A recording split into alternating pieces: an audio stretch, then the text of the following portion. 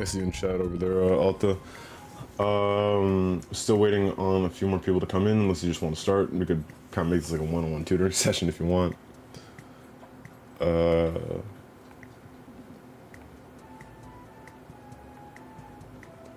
really however you're feeling.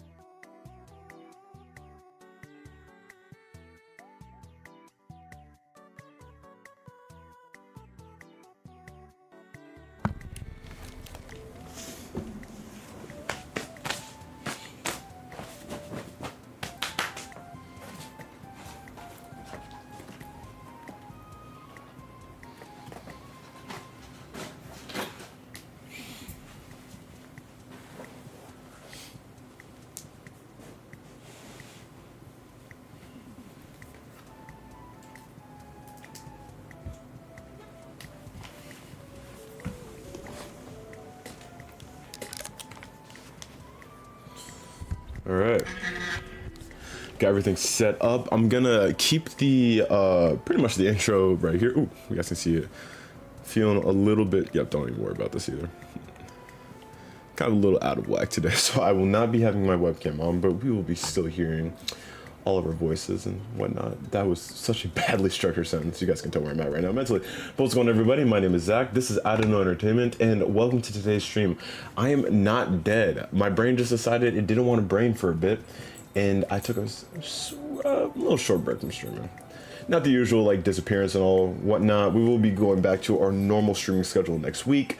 You know how it is. Got to take care of your mental health so things can be good on the part that is for your mental health. I don't know what I'm saying right now.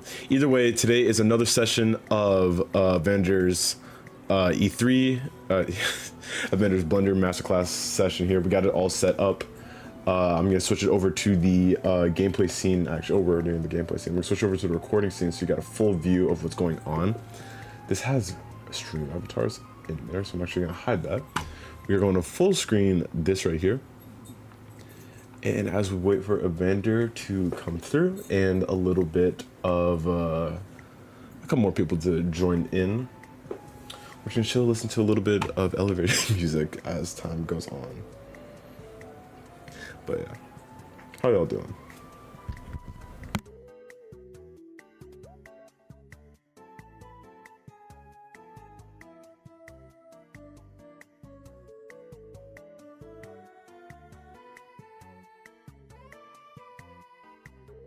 Hey Biko, good to see you. I'm alright, I'm alright. How about you? Work so crazy? Still doing stuff that my brain can never comprehend?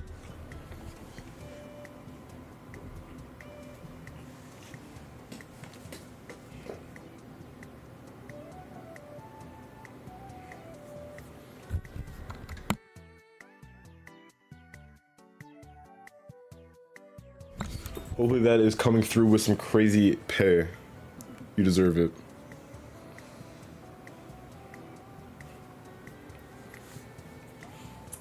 Nice, I'm glad to hear that, glad to hear that.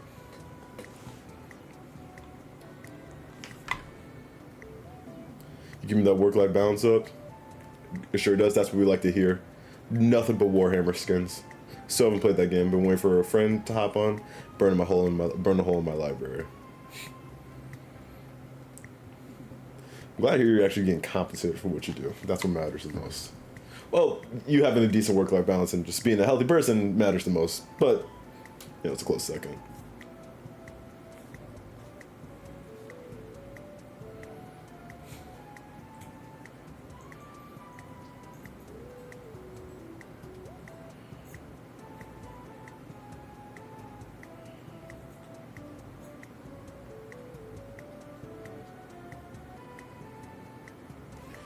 Wants to be more chill. You get multiple weeks of free vacation, aka no vacation days used, fully paid, coming up for the holidays. Ooh, very, very cool. What you got plans for? Do a little hobby, doing a little hermiting. My vacation season involve a little bit of hermiting. Here, while we wait for Evander, I'm just gonna switch over to the project we've been working on. Not that one, not that one, not that one. This one. I'm gonna see if I can do some random horrible UI design for this. It's usually 3 weeks. Ooh, one for Thanksgiving, one for Christmas, and one for New Year's. Oh, 3 weeks per year vacation? Okay, okay. Is that US?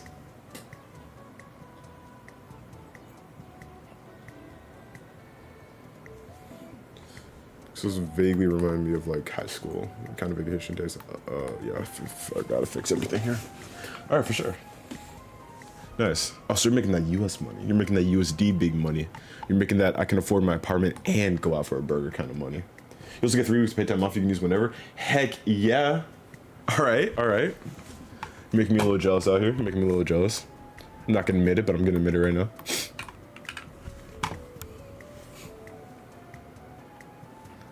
Oh, there it is. All right, cool. Let me close.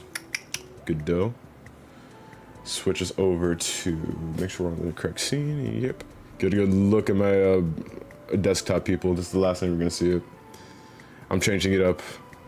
I'm gonna become a real adult now. Here, Evander, I'll just quickly put you in the yoink audience. We got there.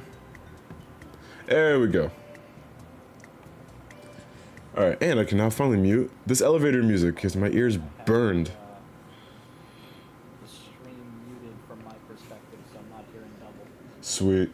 Here, let me just quickly switch it over to this one. Don't worry, we're still starting the stream. I'm just making sure. Yeah, I'm setting up the right thing because my Spotify is getting real weird. I'm getting back to the anime opening section of my Spotify and can't let the gang know about that. Where's the stream playlist? Discord, I cannot hear you. Phenomenal. Okay. This video. Am I muted? I'm just done. Hello? Alright, hold on. Get that. Nope, that's copyrighted. Oh my god. Good song though. Wish I could play that. What for your page? Oh, hold on.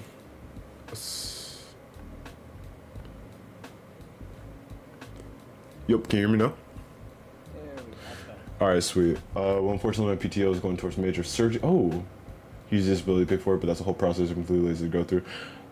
Definitely, I feel that. Definitely try to get that though. That's just money in your pocket you get for your bodying. But hope that goes well. Sorry to hear about that, Hibiko. Let's go to the gameplay scene, wrong scene. Alright. Make sure the music balance is good. Oh, wrong reverse. Put that up.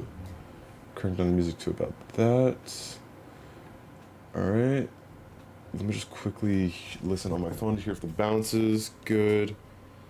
Here, Evander, say something random and insightful. This is your time to shine. Perfect. Always check your normals. Perfect. Alright, let's see if I went through on my phone.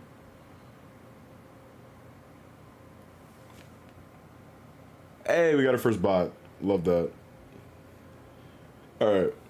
Let me quickly ban them because I know how to do that now. Haha. Let's see. If anybody watching wants to know exactly how all-encompassing Blender is in my day-to-day, as I am here pre-class waiting for everything to begin, I am currently working on a model for a personal project. Show it off if you want to. Alright, I can do that. Yeah, we got 3 viewers on right now. One was a bot. That was great. Got a weapons system for a spaceship that I'm working on. Some basic materials going. Barrels will be individually reciprocal. And I'm just setting up the mounting solution.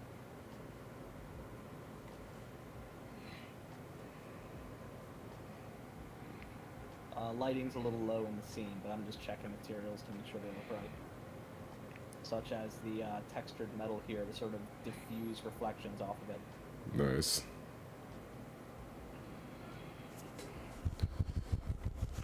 Let's see. We got.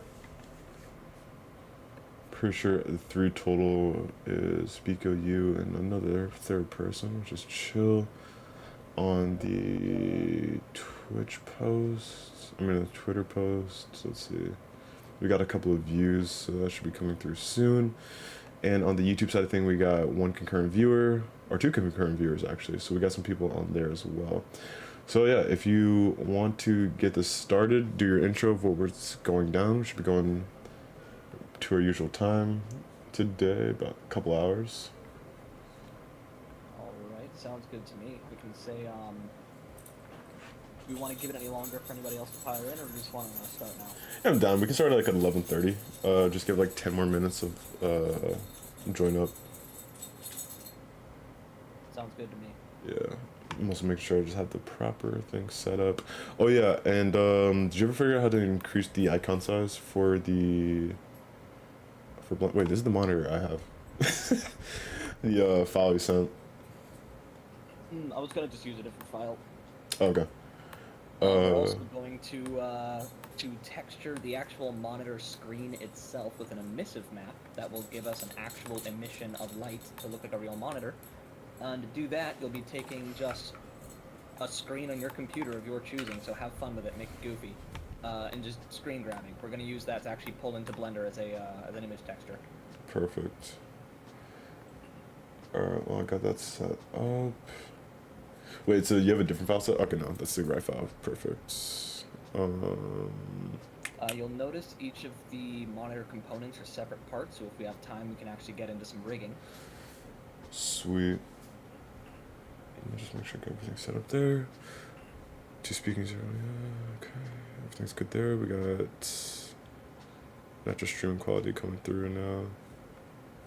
I saw natural on your end. Maybe I didn't need it. Okay. Oh no, I boosted the server so it could go through nice. Alright, cool. So I got better audio quality. That's all set up. I got my Blender on my side of things set up. Cool. While I wait for some more people to come through, I'm gonna get some water. If you wanna do like the course intro of like what we're gonna do today, or you wanna wait until 11, actually wait until 11:30 is probably the better way to do that. Yeah. We can wait. I'm just gonna go grab some water then. Matter of fact, have you put out the class file yet? Yeah, it's here. I'll put in the chat for the Discord. But before you do, yeah. I might want to update it just a little bit. Oh, okay. Yeah, just when you do that, just DM me the link and I'll put it through.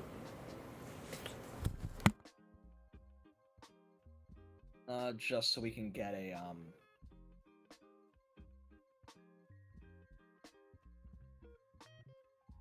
scene light in, and so the rendering in the class file is set correctly. None of this is UV'd yet, because that is what we are handling today.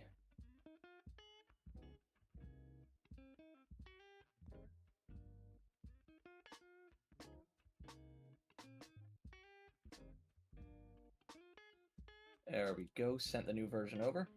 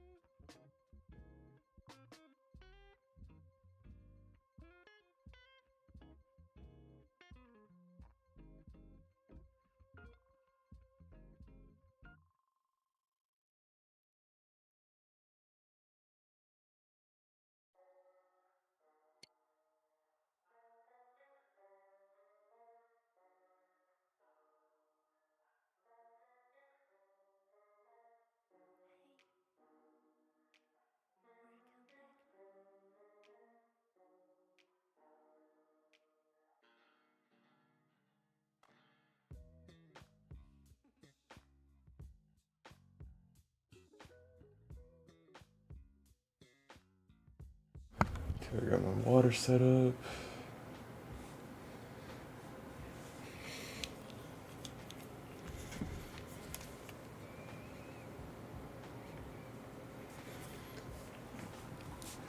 Oh yeah, we're able to figure out how to increase the resolution of your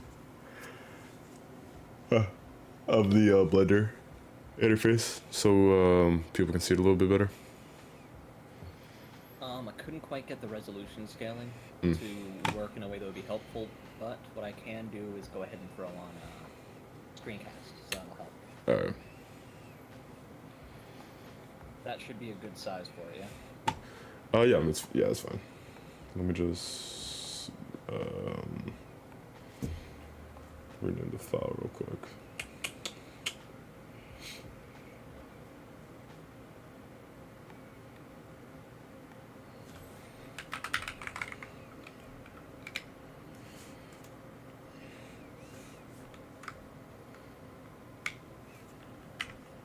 Like here, I can go ahead and do double resolution scaling, but it will... Do you see the difficulty with that? Yeah, it makes it a lot more condensed. It does appear a lot better though for video 6. How does 1.5 look? That's perfect. Alright, I'll do that for this. God, I hope I remember to switch it back afterwards. Rather than having a couple hours of modeling where I'm just looking at everything like, why is it ugly? What happened? I'll send you a quick DM of to just say, hey, refresh it. Okay, that. I'll just drop the file link in the chat here. I'll include that as a yoink. Cool. Yeah, $10 of nitro. Put that there. Go here. I will say one of the nicer things about Nitro is the increase of the cap of file size you can share in a chat. Yeah, it was pretty So I've cool. been able to ship some larger files back and forth, I'll switch into like longer TeamSpeak. videos, stuff like that. Switching the whole server to TeamSpeak. Oh, my. It's gonna happen. Switching it all. Posting Is it everything still myself. TS3? Huh? Is it still TS3? I have no idea. So I used TS3 back when I played Pro. Let's see. I saw it on Twitter and they made a funny, so I wanted to get it. No, their Twitter's been popping off. They've been really good on that. Cool. Which I don't know if you saw that landing gear text on the art showcase. Let me see if I saw that. Let me just quickly also update everyone in chat with the project files. The link I'm sending right now is the project files, and for anyone who's watching this in the future, it will be. I'm just gonna post the raw VOD. I don't even know why I'm thinking about this so hard. For anyone who is watching this in the future, the link will be in the description. But if for some reason the link breaks in the interim between this and posting, just leave a comment and I will update it. Cool. You know, this could be a cool thing to Check the art to chat. show ahead of time. Let me just throw this into the art showcase in the Discord. This would be a really cool thing to show ahead of time, to sort of show off the type of rigging potentials we're talking about. I just threw in an animation where the actual bones that are keyframed are only 4 bones, despite all moving parts. Nice. You should make yourself a thread in the art showcase discussion section so you can have like a central place for all these posts. At this point, I should, for this whole shuttle and ship project. Yeah, especially since it's sharing like 1 or 2 renders, but it's kind of come out of proportion. No, you're chilling. I'm gonna deprecate this soon anyway. So, like this channel, like the stuff will be here. It's just people won't be able to post it anymore. Gotcha. Yeah. Okay, cool. Yeah, so all of that 4 bones. Very cool. The lighting's on point too, man. Funny enough, that's an Eevee render. Really? Yeah, no, the 4.2 updates to Eevee are phenomenal. They let you take advantage of ray tracing hardware inside of Eevee. Now, basically, they're this could actually be helpful information. So everybody, if you want to listen into this, Eevee. Oops, wrong thing. As a Eevee as a rendering engine inside of Blender in its current form in Blender 4.2 and further is essentially a phenomenal preview as to how a game engine is going to render everything that you have, including things like normal maps, edge smoothing.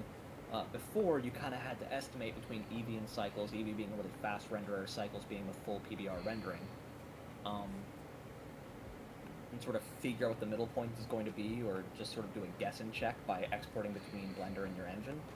But current Eevee is essentially a little game engine renderer, to where it's a phenomenal preview.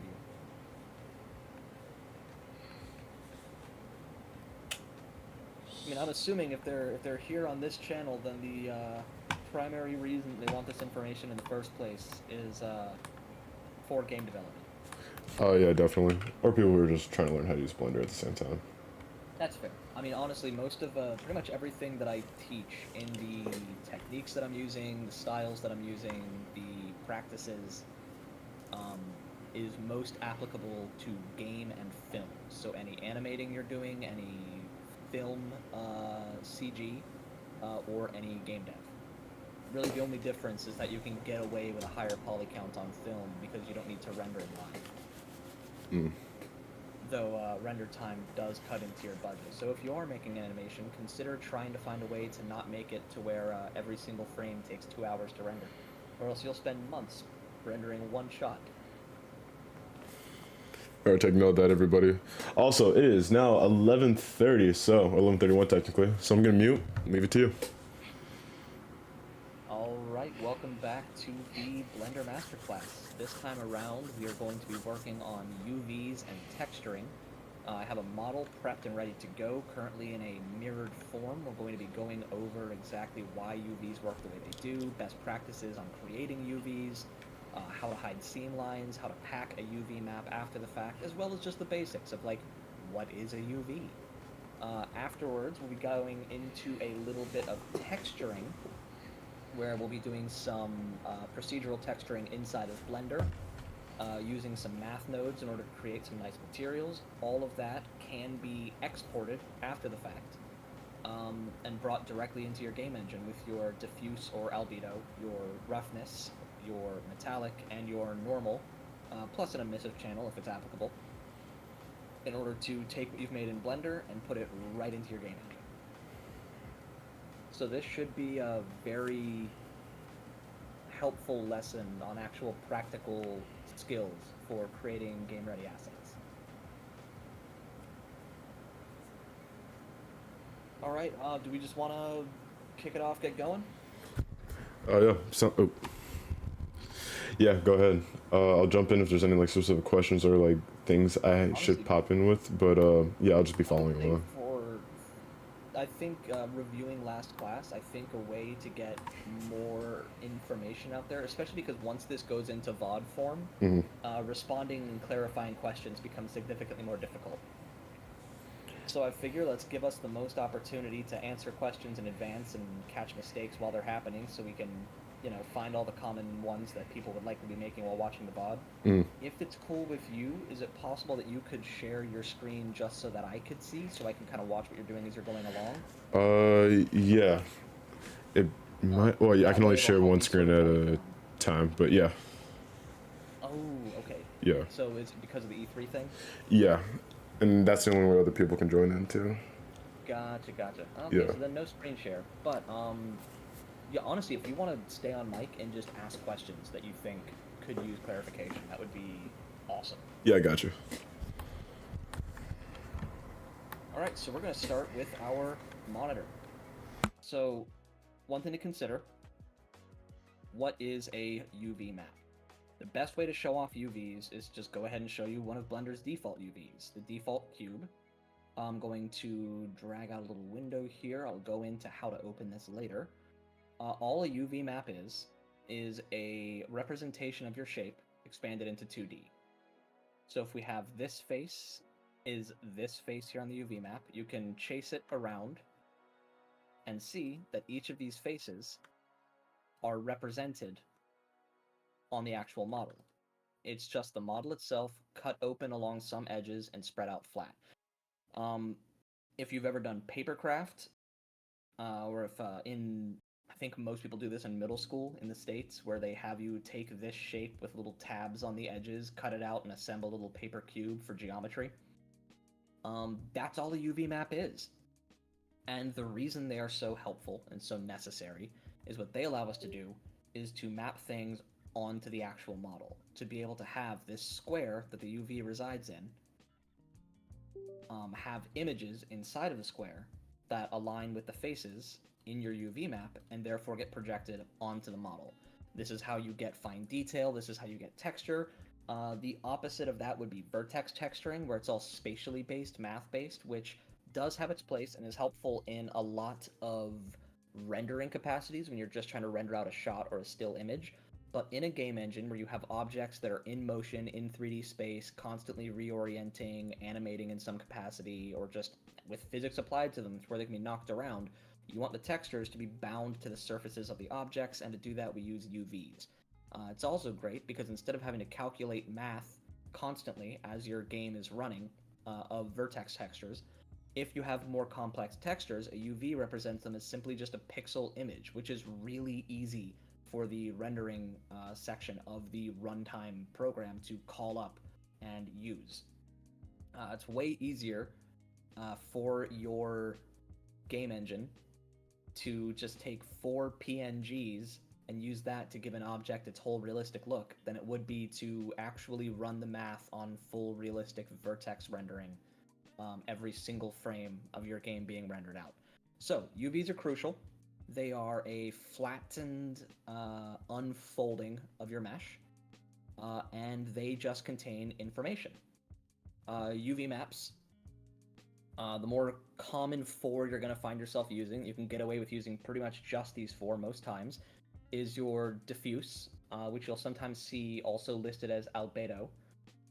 This is the base colors of your object. Now, that's not how the colors appear on screen, but rather the pure color. So no lighting, no shadows, just the raw, pure color of an object. Then there is the metallic, which is a black and white map expressing how metallic things are. And anytime you have a black and white map like that, that's a data map.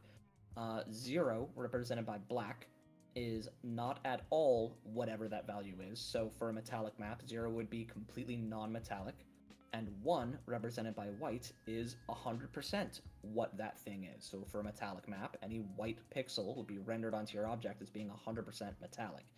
And all those shades of gray in between are what percentage metallic any given point on your object is. The same goes for roughness, which is another black and white data-driven map. And then finally, normal. And normal is tricky to explain. I think if I can go into the shaders real quick, I believe I can show off. Let's see. Let's not do image texture. Let's do texture coordinate. I think I could take the normals of my cube and throw them into base color. All right. What you're seeing here is that the direction each face is facing is displayed by a color. So y-axis is handled by green and green inverse. Z-axis is handled by blue and blue inverse, and x-axis is handled by red and red inverse. Essentially meaning that the color channels of the image, like if you fed it a multicolored image, it would separate it into its red, green, and blue channels, and understand that the amount of each of those colors, or their inverse, on any given pixel, are saying what direction a face is facing. And we can use that to fake detail. We can tell it, based on a texture map, that a face is actually angled compared to what it is on the physical model. Where that's useful is for adding things like the 3D bumps of a fibrous cloth or a screw onto a metal sheet. Just little things that you don't need to have physically modeled and adding to your poly count that you can fake with normals. And while we won't be using a normal map on the object in Blender today, we will be creating a normal map, so that way whenever it's all said and done and you pull your object into your game engine, you can use that normal map to just fully give that 3D image information to the asset inside your game engine. This is a universal... Excuse me, this is a universal technique. This can be applied to any kind of model. It's not just what we're working on today. So pay attention, keep up. We should be able to get you a really helpful new tool in your toolbox as far as making assets for game development or for film. So let me go ahead and we're going to delete that material just because we don't need that now. Step 1, let's take a look at our screen. So before we do any actual looks at the UVs, we're just going to start by discussing seams. Go back into solid view here. I'm going to hide everything except for the base. So up here in the scene collection in your outliner, go ahead and hide the height, the rotation, the screen, the tilt. We're just going to work on the base right now. And it's nice to take things one object at a time. Helps to break a big task into smaller chunks and make it easier to follow along and not get too lost in a model. So if we click on the base asset here inside of the viewport, we can hit Control-Tab to go back into edit mode, which, you know what? I hate to do this. I'm going to back up for just a moment. Before we start, just for anybody who wasn't here at the start of last time, I want to make sure we all have the same settings. So in Edit Preferences up here, Emulate Numpad should be turned on. Emulate 3-button mouse should be turned on. Honestly, just copy my settings on this screen. I'm going to give it a couple seconds up on screen, and then the rest of it will just be helpful for the VOD. Don't forget the undo history steps too. Oh yeah. Oh, I'm going to hit it all. We're not doing key map. Actually, yeah, in key map, we're going to tab for pie menu, extra shading pie menu items. So those are something else to look for right here. Give that a second. In system, we're going to make sure that our renders device, if you're using a NVIDIA GPU, it is for sure best to use optics. I believe optics also works well for Radeon GPUs. Make sure your cycles render device is set to an optics renderer and you actually have your GPU checked. Otherwise, even if you tell it to render in GPU mode, if you aren't telling it to address your specific GPU, it's still going to be rendering off your CPU and be sluggish and slow. And while we're on this system page, we are going to look here and take our undo steps, which I think is by default like 32, and we're going to bump it up to 256. That gives us a huge number of Control Z's before we reach the end of the line and can't Control Z anymore. So, I suppose while I have this on screen, let's discuss that number. Why was it 32 by default? Why is it 256? And you'll notice those are numbers you see a lot. 32-bit, 64-bit, 256 you'll see a lot. Whenever you're working in a lot of computer language type things, you find there is a series of integers that are found by doubling that are used frequently. And you see it a lot as it applies to texturing. Whenever you hear that a screen is 2K, that means that it's QHD, which is essentially it's 2560 by 1440. But whenever you hear a texture is 2K, it means 2048 by 2048. 4K textures are 4096 by 4096, and say, why is that important? The reason it's important is subdivision. So let me just actually show this off. So we are going to show off subdivision. Do a simple subdivide. We're going to show the actual vertex lines of the subdivision.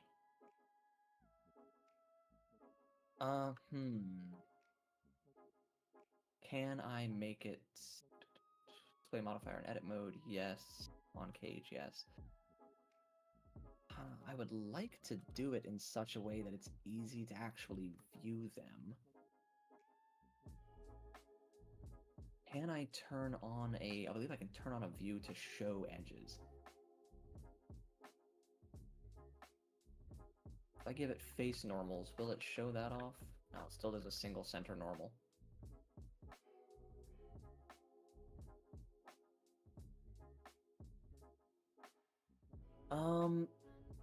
I'll just have to do it in steps. All right. So let's let this square represent 1 pixel. All right. It is a single pixel. Let's say it's a single color. Let's say it's red. And we want to make the image bigger. Well, what that would do to raise its resolution is you subdivide it. You can double it, and then it's really easy to say, hey, that 1 pixel, when it gets subdivided once, will now be 1, 2, 3, 4 pixels, and they'll all be the color that the original big pixel was. And if we wanted to do it again, we could subdivide it again. And now each of these sets of 4 would be the same color as what their original pixel was. And so for expansion, it's easy to just make more pixels when you're expanding. Now, of course, that's not going to remove grain. There's a bunch of denoising operations that happen to make things look smoother when you blow up an image, but it matters a lot more when it's time to reduce an image. So I'm going to take this, I'm going to make another plane. We're going to put them side by side. And for this one, we're going to make it 3 by 3, an odd number of pixels, all right? So if we're looking at this, and we want to take this 4 by 4 and reduce it and make it smaller, well, that's easy. We can take each of these sets of 4 and collapse them down into 1. And if it's pixels, then what you can do is take the average color of all the 4 and make that 1 pixel the average color. Reduces cleanly. How do we reduce this?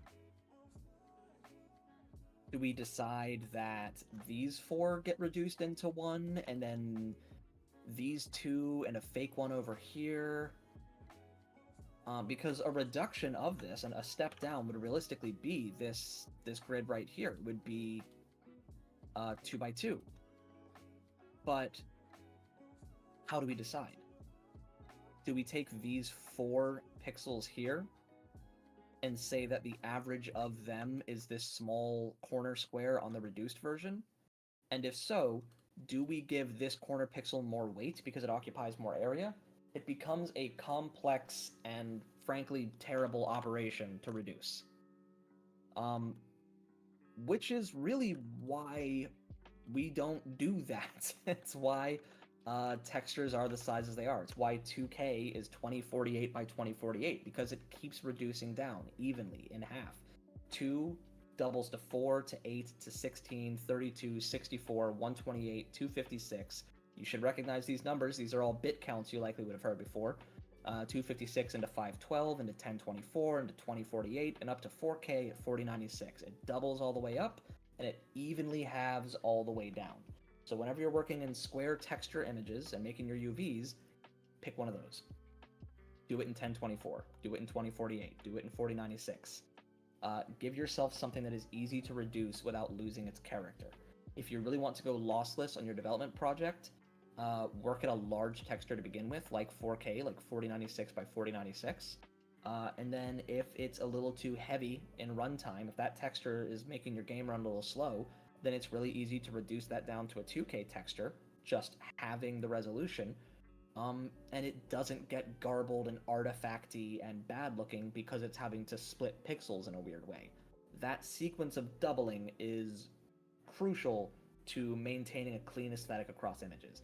That's also the same reason why whenever you're doing topology for like a complex model like a person that will have multiple levels of detail, you want to work with quads, with 4-sided shapes, because just like having an even number of pixels along each edge of a square image, having even sides, having an X and a Y across this plane that is mirrored, a side on each, like an even square, makes it easier to subdivide that, like we did with the plane that I just showed you, to make 4 squares in the same space, and subdivide those to make each of those have 4 squares in the same space. It's also easy, like you saw whenever it was time to reduce down from the 4x4 into a 2x2, to make a lower density mesh of the same thing. So modeling with quads on anything that's going to have multiple LODs is important for the same reason that textures are the sizes that they are. I know that was really dense and really theory heavy. I hope that's helpful. It's important stuff to know. If it's hard to stick, I'd say watch the VOD a couple times and just really think on it. Really give it some deep thought on why those numbers specifically, how they interact with the idea of reducing or expanding a texture, and how they divide evenly all the way down to 2. You can take a 4K texture and keep cutting it into quarters, just dividing it into half resolution over and over and over again, and eventually you'll be left with 2x2, which divides down to 1 pixel, and you'll have the average color of that whole image in a single pixel.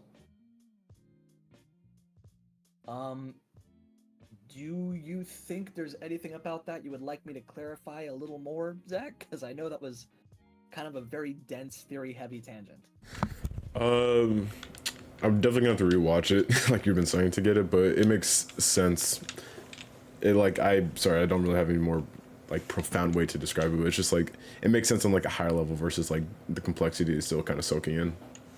Just make sure like you have an even resolution, and the reason why we have those numbers like the 256 and 512, that all made pretty solid sense to me. Oh yeah, because like 500 is an even number. Yeah. And you could cut it in half to 250, which, Yeah. okay, cool. And then you cut that in half to 125. Well, now you have an odd number of pixels. Yeah. So we don't use 500, we use 512, because it keeps cutting in half all the way down to 1 pixel without ever hitting a decimal. You never have to have a fraction of a pixel. Yeah. Yeah, okay, yeah, no, that makes perfect sense. Alright, so I guess it's time to actually start cutting some seams on this monitor base. So if you want to go ahead, select the base, Control Tab to go into edit mode. I guess the last thing about engine setup, just so everybody remembers, we won't be doing any modeling now, but just to sort of reinforce it, in your scene section here on the side under units, I use metric and millimeters for my length, so any length measurement is entered in millimeters. It's nice because it's a really small unit of measurement. to where I can make small, precise changes to things without having a whole bunch of decimals. That's why I don't like working in inches. I don't want to have to type in 3/8 of an inch as a decimal while I'm creating a distance of something. I'd rather just type in a small number of millimeters. Makes the math easy. So when we're looking at cutting UVs, if I were to take this shape right now as it is and just tell the engine to unpack it, there's a couple ways to do that. If I tell it to Oh, do how'd these you do smart that UV... double screen you just did right there?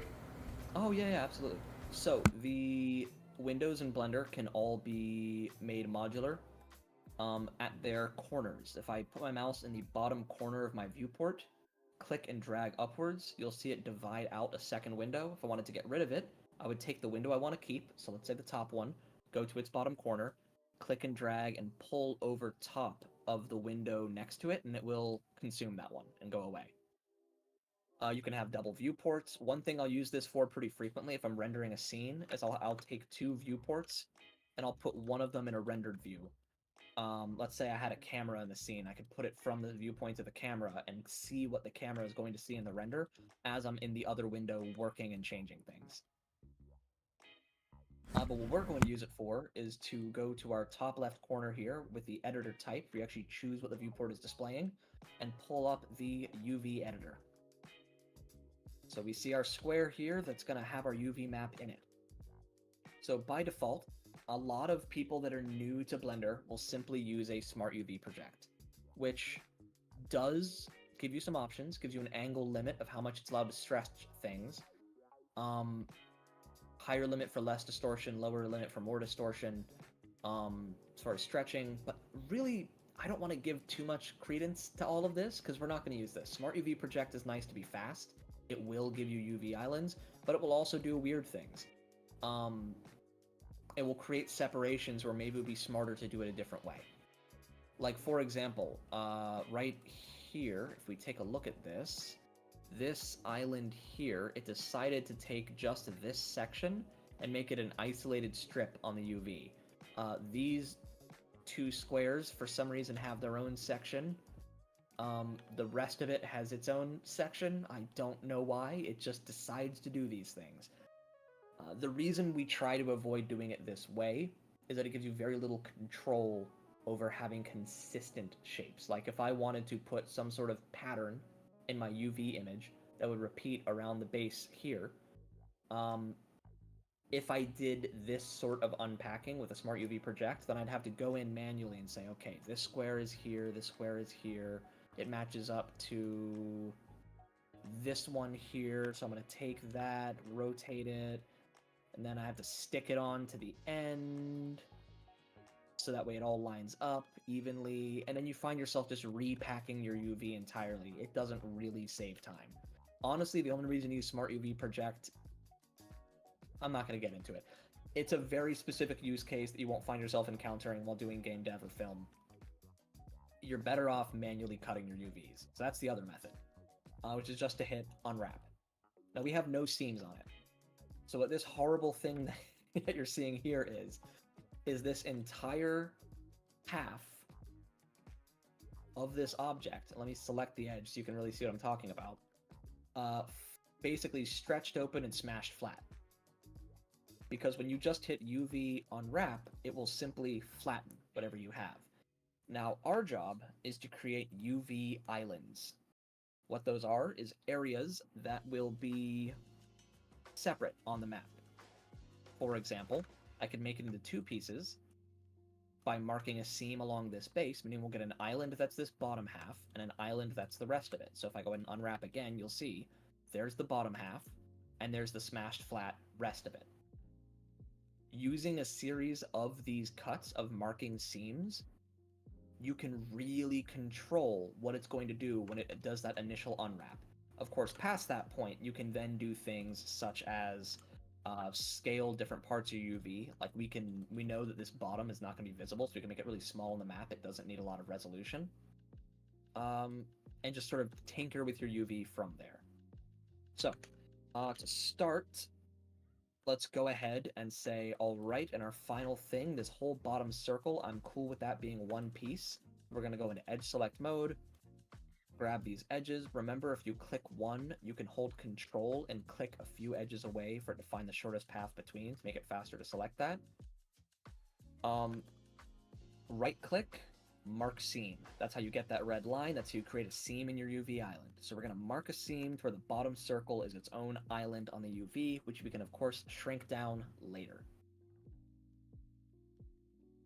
I will also say, whenever you have angled chamfers like this edge here, you don't really want it to be its own island on the UV.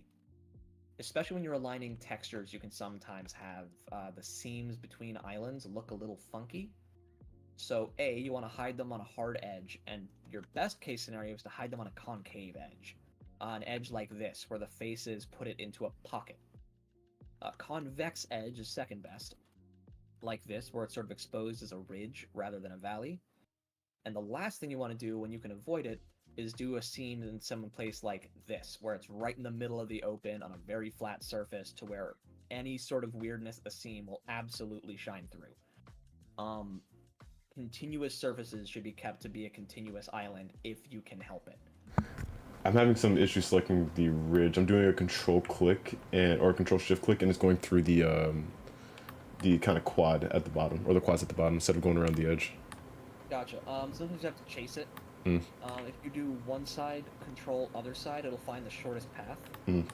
So you just need to sort of chase it around and give it shorter paths. So like I'm going to click 1, move over by 3 or 4, control click that, move over by another 3 or 4. And yeah, it's not as fast as doing a full arc all at once, but it is a lot faster than holding shift and clicking every single edge in a row. Gotcha. All right, and you just mark the seam with there. All right, cool. Got it. Thanks. So with our top surface and these chamfers, meaning the angled edge around the rim here and the angled edge around the inside rim here, we need to figure out where do we want to put our seam. Do we want to put it here, or do we want to put it here? So, something to consider when you smash things flat. This outside ring will at some point need to be made flat. This outside edge. If we don't put a seam, like I'm planning to do, let's show this off. Let's do it two ways. I'm gonna put a seam around the outside edge, and then I'm gonna put a seam at the back so that whenever this is no longer a mirrored object, there will be a cut here to where it unfurls into one long flat strip. If I create that as an island, it's nice and straight.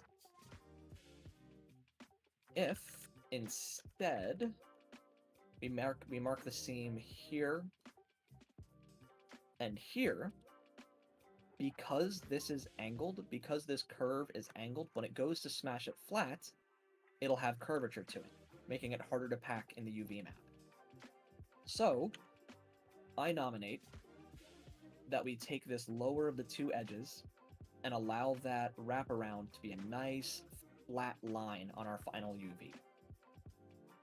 That way we can pack it in neatly next to other flat lines, we can keep it all nice and tight in the actual map. So now the same question for the inside chamfer. We could get a slightly flatter result on the inside edge by marking it here. We could get a flatter result on the outside edge by marking it here. But I think our decision is made for us, because if we look at the next part of the model, the base rotation, there we go, you can see that it sits in that socket.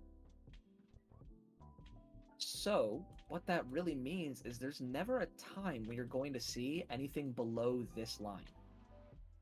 So A, let's make it its own island. We don't even have to worry about separating it from the bottom, because even if it gets a little warped, it won't be in view. So that's fine. We can hide our seam right at a place where we won't ever see the transition of the texture. And we're going to shrink down this island at the end anyways, because it's not necessary texture information. It's going to need to be very small on the map to save room, because we're not seeing whatever's getting displayed on it when the base is on the base stand. So what I have for this is the bottom is its own island. This pocket is its own island, with a seam right here at the bottom of this chamfer. And then the top surface is its own island. That is going to be a ring on our map. We'll see half of it if we go ahead and do this now. There's our top surface. up here, which on your UV mapping screen down here, in the top left, there's these two arrows going back and forth. That's UV sync. If it's off, then what that means is only whatever you have selected in the viewport will show up on the map, and that can be helpful. Like if you really want to find one face, if I really wanted to know where this face was on the map, I can do that, and it'll be very easy to spot where it is, or to manipulate just that one face.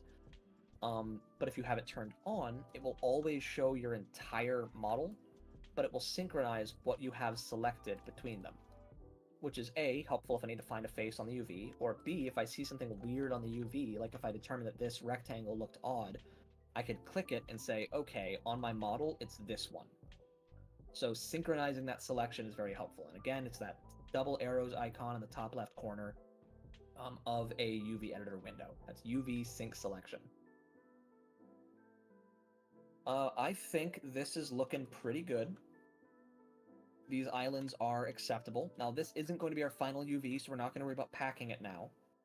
We're going to make one UV map for the entire monitor with all of its parts by the end of this. But what we can do is go ahead and resolve the mirror modifier. So I'm going to go back into object mode, Control-Tab while hovering in the actual object viewport here. I'm going to go to my modifiers on the side. One thing I'm going to do is initiate clipping. I have my clipping merge distance set really short, 0.001 millimeters. I'm going to turn clipping on, which means that that center line will get merged. It won't be two separate halves. It'll be one complete object. And then, while holding my mouse over top of the modifier, I'm going to hit Control-A to apply it. So now if we go back into edit mode, you can see it is one object now, no mirror. We can hit A to select all, UV, unwrap. There's our UV sections for the base stand. Now, if I was just modeling the base stand, I would take this outside edge, this perimeter, with how much space it takes up, and I would cut it into smaller pieces so I could pack the map more efficiently.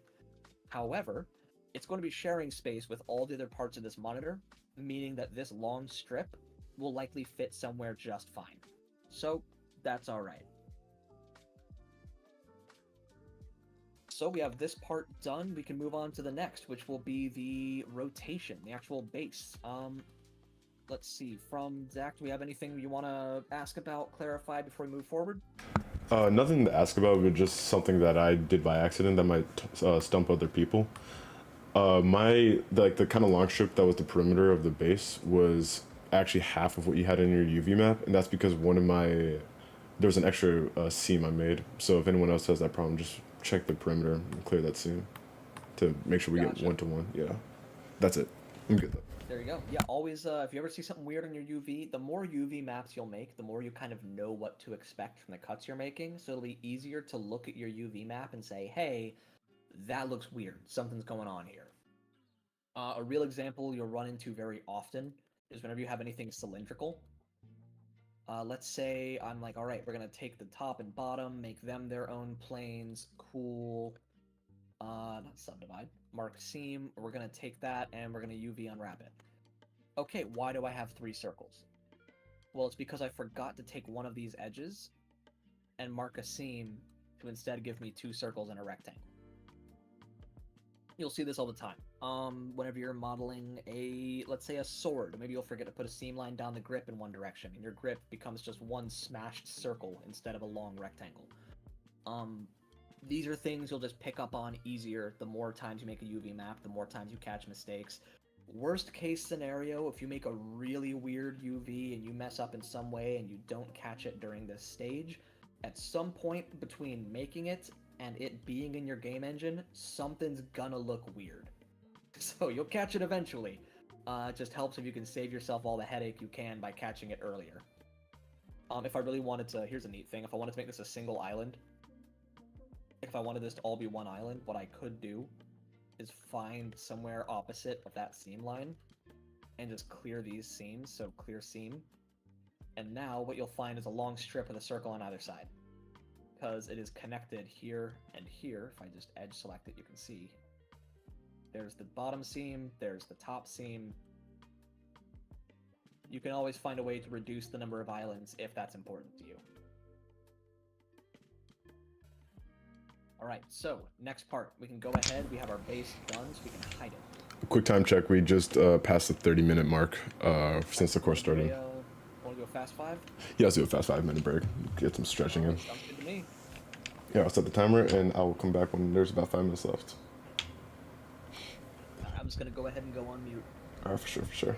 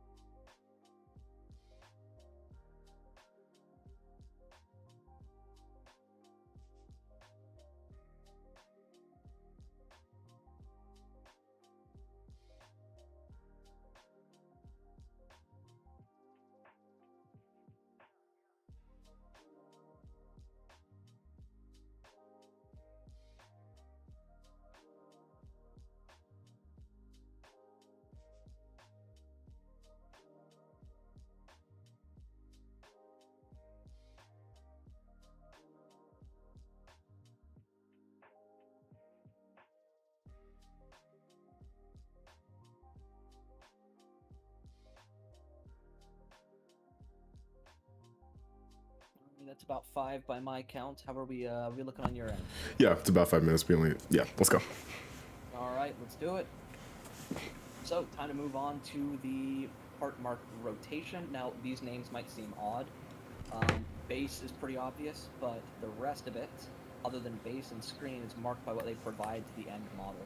If you look at all of it, this part would provide the rotation for the monitor, height would provide the height adjustment, tilt would provide the screen tilt and the rotational tilt angle, and of course screen is the screen. So it helps whenever you're doing a complex model like this to name your parts in a way that's useful to you, even if it's not immediately apparent. So we're going to hide the base, just have the rotation part visible, and let's go into edit mode. So, first things first, big flat plane. We want to keep it together. Let's go ahead and see the inside edge here is something that'll be not really visible at any time because A, it's behind the screen, and B, even if you get behind the screen, you only see a fraction of it. So we can separate that off of this big flat plane. We don't need it. Let's just put a seam there to start with. It's like, all right, let's look at the rest of this big flat plane. This whole column, I'm seeing we could do in two parts. First, let's separate it off from the base. So let's mark a seam around the bottom of it. And when I'm thinking two parts, I'm thinking the front face and the top can be one part, just arching up and over. I'm going to mark a seam that goes up the side to the back and around the edge. And then this whole back is left on its own to just unfold flat as the remainder. So that's two parts to get this whole column handled. Here, let me catch up a little bit. You went kind of fast. No worries. I don't know if it would help to see it in wireframe. Yeah, no, that's awesome. All right, let me just see that real quick, and I'll tell you when I got up. Yeah, thankfully the colored edges for selection, sharps, and seams are all nice and bright. I will say, if you are a viewer that finds yourself to be colorblind in such a way that makes it difficult to tell the difference between Blender's edge colors, not to worry. If you dig around in the settings, you can actually change Blender themes, everything from the background window colors to the different colors of highlighted and selected edges. So this is all something that's modular. I know that for a lot of people that are switching over to Blender, as it becomes a more and more competent software package, they will use a recolor profile that changes all the selections and sharps and seams to be the same color that they are in Maya, because they used Maya first and are just used to that. So it's nice that Blender gives you that option to recolor these things. So if you on your own are having difficulty following along due to color blindness, first of all, let us know on the VOD. I can switch my colors if it helps you guys for these tutorials. I'll just switch them back afterwards. And for your own use, check out the colors. Find some that you think work really well for you if you're colorblind. All right, caught up. Alright, so we have the whole column done in two parts. So now let's worry about this pocket. If we take a look at the pocket, and I'm going to take the screen icon here on my mirror modifier and click that, sort of hide the mirroring so we can see this easier. This pocket is a bunch of planes. But I don't think we need more than 3 parts to do the whole pocket. I think all of the walls in a row can be one unfolded flat rectangle, and I think each end cap can be its own shape. So we're going to mark a seam on either end, on the top and the bottom here, of this pocket, where what we'll end up with is these 2 T shapes and a big flat rectangle of the rest of the inside of that pocket. And what's nice about that is there's no stretching. We had a little bit of stretching happen on our other part on the base whenever we had that chamfered edge that we assigned to be on the top surface. But it's minor stretching, but still, if you're going to have no stretching and still not have your seams be visible, that's even better. So doing it this way, because it unfolds flat, there's no bends to worry about, it's just even straight lines that are parallel, it's going to unfold nice and even. You could picture taking a sheet of flat paper and making it into this shape without having to tear it or stretch it in any way, which is great. Really nice to have stretching, to have no stretching. You know what? Here's a good example. As you do this more and more, you'll start to identify different things you could do differently. We could do this in one shape. We're going to take this back edge and this back edge, right-click, clear seam. Now, this whole thing, which I will go ahead and unwrap just it so you can sort of see what I'm talking about. This whole shape, this is half of it, of course, it'll be mirrored, will be a rectangle with 2 little knobs on either end. One shape, nice and clean, no stretching. Single UV island with fewer parts to get lost in the mix. Now for the base. I think this is going to be a pretty easy call.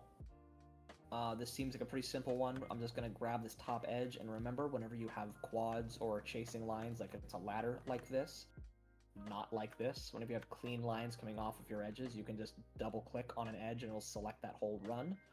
I'm going to mark a seam there. I'm going to grab the bottom edge down here, mark a seam there. That'll give us a circle on the bottom, a flat strip on the side, which, remember, put a seam in so that it's a long rectangle and not just a smashed flat circle. And the top. And I think that's good for this piece. Let's go ahead and unwrap this half and see if we see any immediate problems. I'm not seeing anything that's weirdly stretched. These all look good individually. There's our edge. There's the pocket on the inside there. Here is... okay, so we do have a bit of a problem. This appears to be our front and back halves all as one island for some reason. Alright, so let's investigate that. We should have a separation along this vertical edge that has the seam on it. It should be this edge right here where it separates off, but for some reason it's one island. So let's take a look. Let's look in closer at our UV. Do we see anything weird here? I almost feel like I see a doubling of a vertex here.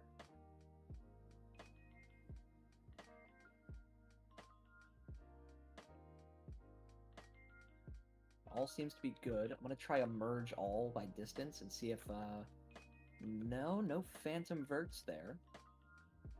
This might just be an artifact of it being a mirrored object. I say we go ahead and apply our mirror modifier and see if that fixes it. If not, we can look at it in a little more depth here in a second. So, mirror, hover your mouse over it in object mode. Remember, you cannot apply modifiers while in edit mode. Control A. Our mirror is applied. Let's try unwrapping that again. And... yeah, for some reason, it is wanting to keep this as a contiguous piece. Alright, let's take a look. Do we have any phantom edges that I forgot to clean up? I did make this model, so the blame is mine. This top edge and these sides, so all of this has separated cleanly. So we know that's not the problem. It seems to be this edge right here that's the issue. What I'm looking for as I'm stretching it around is any ghosted vertices that just aren't separating off. But then again, this edge on this side did not present an issue. It cleanly separated. They might have just made some changes to how it does this UV unwrap in the latest version of Blender. Which, let me check on something. Can I do this? Can I do a split section like this?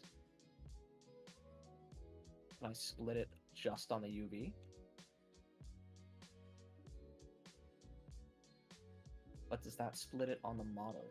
It does not. Okay, cool. If you want to split a part of your UV and make it its own island, what you can do is you can select the part you want to split, turn off your UV sync selection, and then hit Y. Make sure when you hit Y that your mouse is hovering over the UV window. Y is the general key for splitting and separation. If I do it while I'm hovering over this window and I hit Y, it will separate this part from the rest of the model. So we don't want to do that. We want to make sure we are hovering over the UV, so that whenever we hit Y to split, we are splitting the UV, not the actual model. Alright, so this piece I would say is good. Everything's clean, islands have no stretch. I think we're good on that. I think something went wrong with my UV. Go on. Here, let me share my screen real quick to show you what I got going on. Oh, did I mute myself again? No, I didn't. All right. I think do I need to end my screen share? Yeah. All right, there we go. Yeah, let me do that. So if I got mine, where's it? There it is. All right, so I have this setup right here. Oh, Okay. let me maybe. Yeah, hold on. If I do this, it's not gonna be able to see it. That all looks right so far to me. If I do L, oh here, let me quickly just switch the input so people can see what's going on my screen too. You're using L to select linked. Oh, okay. So how are you selecting specific islands then? It's the same problem that I had. So right now you're on edge select mode. Easiest way to grab faces inside of the UV is to be in face select mode. Okay, so that, and then can I do the same thing with islands or like L for that? Oh, okay. So then another thing that was different is when I applied my modifier, maybe this is the same issue I was having before, where, oop, there we go. If I go here and I go A, U, unwrap, I think something happened where like I didn't get that kind of longer strip you had before. Oh, you didn't add a seam to cut it in half. Oh, That right here? big circle, Okay, that big so rim circle in your UV, that's that edge. it's like one right here probably. Yeah, so I'd say just like take right in the back center or something and just add in a seam there. Mm. And that'll allow it to be a flat strip instead of that compressed circle. Oh. Oh, make sure to select all before unwrapping. There we go. All right, cool. And I don't think, since I was kind of stuck on there, I don't know if I got that last part where you had the single island. I don't know if that's like a major problem. It's not a major problem. Okay. The Okay. fact that it did it for you but didn't for me means that it's probably something up with the new 4.2 stuff. Okay. I am using Basically, just like 4.2.0. where, Yeah. It's like whenever you're using standard modeling, if you have you ever used Y to do a separation in a model? No. Okay, cool. I'll show you this. So any Here, I'll stop sharing my screen too. Sure. Yep. And let's just switch the input so we can get back to normal. Oh, well, we got a couple people in the chat. Hey, Kosi and hey, Sans. Welcome to the stream. How y'all doing? You guys caught us about... You're still on the screen source showing the OBS. Okay, so recording that, and I have to just do that, and then go boop, that, and then if I do this, there we go. All right, cool. Alright, so whenever you have anything selected in a model in Blender, Y is the key for separate by selection. Now, it doesn't separate it into a new object like the P does, but what it does is, like, let's say I had this face and I hit Y, this face is now no longer connected to the faces around it. I can just move it around. Oh, okay, that's what it is. Oh yeah, now I remember you changed your name, creator. In the same way, whenever you want to separate something in a UV, if I wanted to make this face's UV be separate, I'd have to turn off UV sync. Yeah. Select the face. And separate it. And now it's its own island in the UV, but it's still a continuous part of the object in the model. Oh, cool. It's like a slower way of... It's like basically making an island without using seams. Gotcha. So if you ever had something weird happen, like what happened to me, where it wouldn't separate the back from the front, I just selected all the back parts, turned off the UV sync, and used Y while hovering my mouse over the UV window, not over my viewport, to separate them off. Gotcha. Whenever you execute a command like that, Blender prioritizes where your mouse is hovering. So like Control A to apply a modifier also applies transform. So if you have a transform on, if I take this and moved it, you can see its origin point is away from the center. If I do Control A over a window, it lets me apply the transform. Gotcha. So where your mouse is located is what causes Blender to decide to execute it in one spot or another. Gotcha. Also, I just, sorry, my dog just started howling, so I'm gonna mute soon. I just realized I kicked a box under my desk. My wiring is super shoddy in my house, so there is a point in time that my computer might just hard shut down. And I will message on my phone if that happens. If I suddenly see the stream go dark, I'll know what's up. I'll just pause. For sure. Alright, I'm ready to The continue. rotation piece is done. Now let's go ahead and handle height, which is the socket that plugs into this rotation piece. This is a bit more of a complex shape. I did a little shenanigans on this one with the way I modeled it, because I wanted us to have something to be a little harder to unwrap. So, we're gonna look at this. Now, what I've already done with my separation, you'll notice there's already a seam on this. Whenever I'm modeling something, I think ahead of time on what I want to be different materials from other things.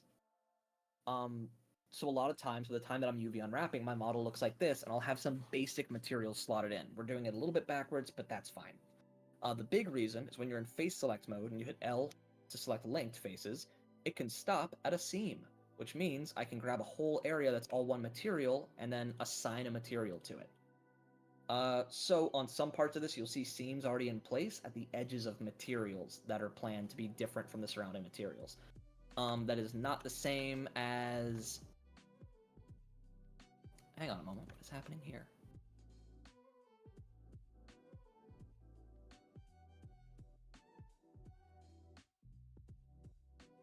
What is happening there? Sorry, I just realized something weird going on with the shading here. I don't know if you guys see that shading artifact on this side. But it looks like one of these is not properly adjoined in some way. Or do I have split normal data somehow? No, it's not split normal data. Oh, that's obvious. I have the wrong thing sharped. On this bottom corner here, this edge should not be sharp. It should be the one going right here in the pocket. That should be sharp. You just zoom out so you can see what I'm looking at. There's the sharp. Top corner has it correct. All right, yeah, so what I was seeing there is that this artifact here in the shading is because it is hitting a 90-degree angle along this edge, but trying to average the normals between it because it's not a sharped edge. So I need to sharp that and not sharp that. There we go, problem solved. Yeah, so you'll see some seams where material seams are intended to be. All right, so let's start with the easy part. This whole inside back edge can be one shape. So let's grab the bottom edge here. I don't want to include this triangle in it. And the reason that I don't is that even though this triangle could unfold flat, that would put this edge right next to this one in a way that could cause some overlap that would make an artifact on the UVs. You don't ever want to have your UV islands overlapping themselves or each other. So I'm going to grab this. I'm going to grab all the way up the back of this shape. And the same ones on the top.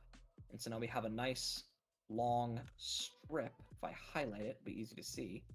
That is the inside back of this clevis piece here. The next thing we can do is get the inside face. One thing's for sure, we can go ahead, grab the edge around this support pole in here, go ahead and mark a seam there. Now, here's a nice thing about burying seams. Like I showed you with the cylinder earlier, cylinders need to have seam on the side so they don't smash it into a weird flat circle, so the side can actually be a rectangle. On this model, I'm going to put my seam on the inside at the very back of that cylinder. I'm going to do that because you're never going to see the inside back of this cylinder. It will not ever be visible, and so that seam will never have a problem with weird visible seams in artifacting.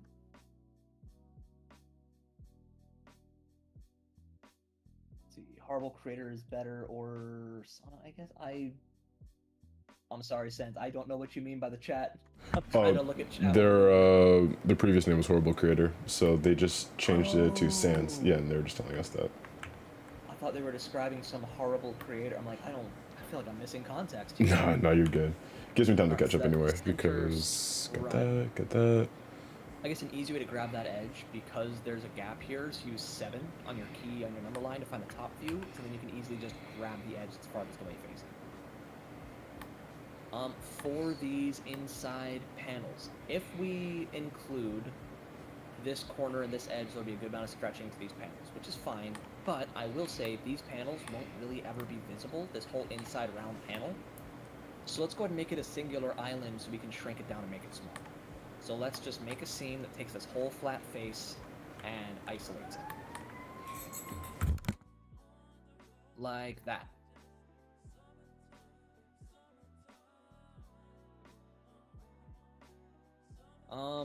After that, like I said earlier, hiding your seams along sharps is very helpful. So we're going to go ahead and take this outside sharp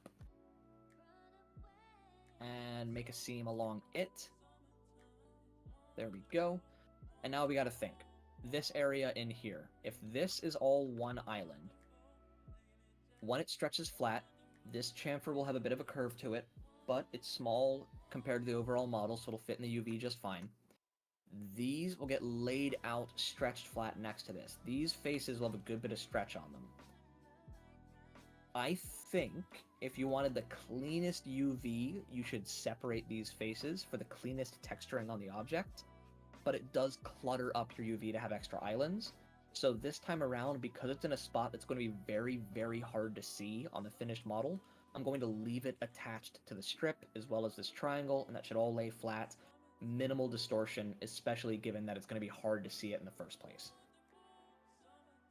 Moving on, we have some nice flat, easy faces at the back here. I think we can take these and unfold them into one long strip, so I'm just going to grab the whole outside edge around there, so that this whole back area will just unfold into a long rectangle with these curved corners. Like I can show you ahead of time that it's just basically going to be this, but mirrored as well. Long rectangle curved corners. So now comes the problem of figuring out how do we want to unwrap this shape. And frankly, sometimes there's just not a great answer for some of this stuff. This is a shape where there's not going to be a great answer. One thing we can do to minimize stretching is we can go ahead and, not subdivide, we can go ahead and make a seam here and a cut in the middle of this ring. That way this inside edge is going to lay out as a nice flat rectangle and not get stretched. So that'll help a little bit.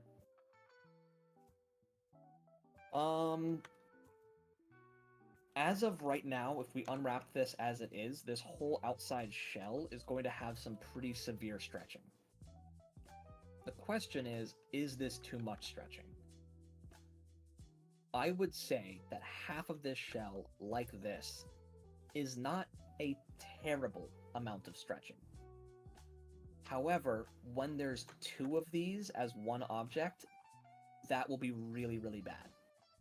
I think, even though it kind of breaks some rules, we can put a seam along the top and along the bottom and have two of these halves. And the only reason I'm cool with that is that it's in an area where it's going to be hidden by the monitor, and also this part back here, this back half of this, will be tucked away inside of here. Very minimal visibility on this seam. Again, there will be a visible seam line if you're using UV textures on this, but it's in a location where we can kind of get away with it. I think it'll be alright. That should do it for this part, so let's go back into object mode, apply our mirror, check our UV. I'd say that's workable right there. Again, these edges are a bit intense on the curvature, these sections here, but I think in the grand scheme of things, once we're packing our final UV with all objects included, we can fit these in somewhere pretty easily. Alright, I'd say that's good.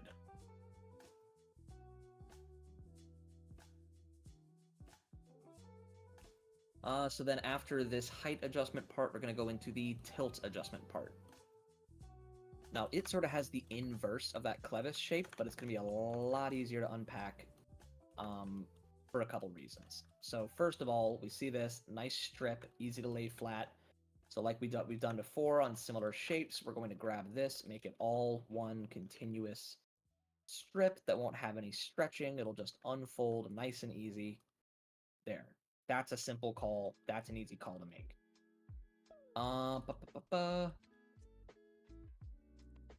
For the sides here, I think we can take all of this and make this whole side panel one piece. And for the inside of this, we can just go ahead and mark a cut so it lays out as a flat rectangle.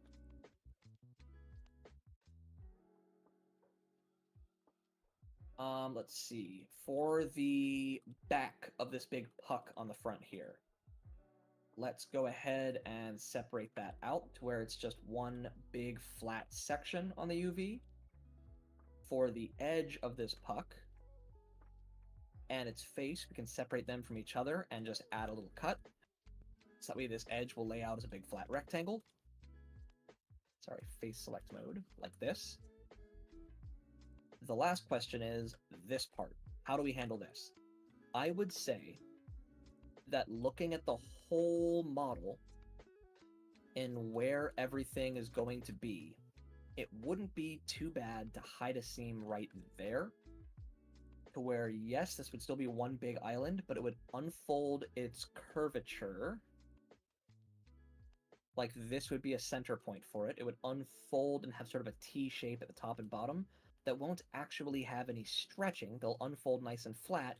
It'll just be a seam right there, but it's in a spot that's going to be hard to see.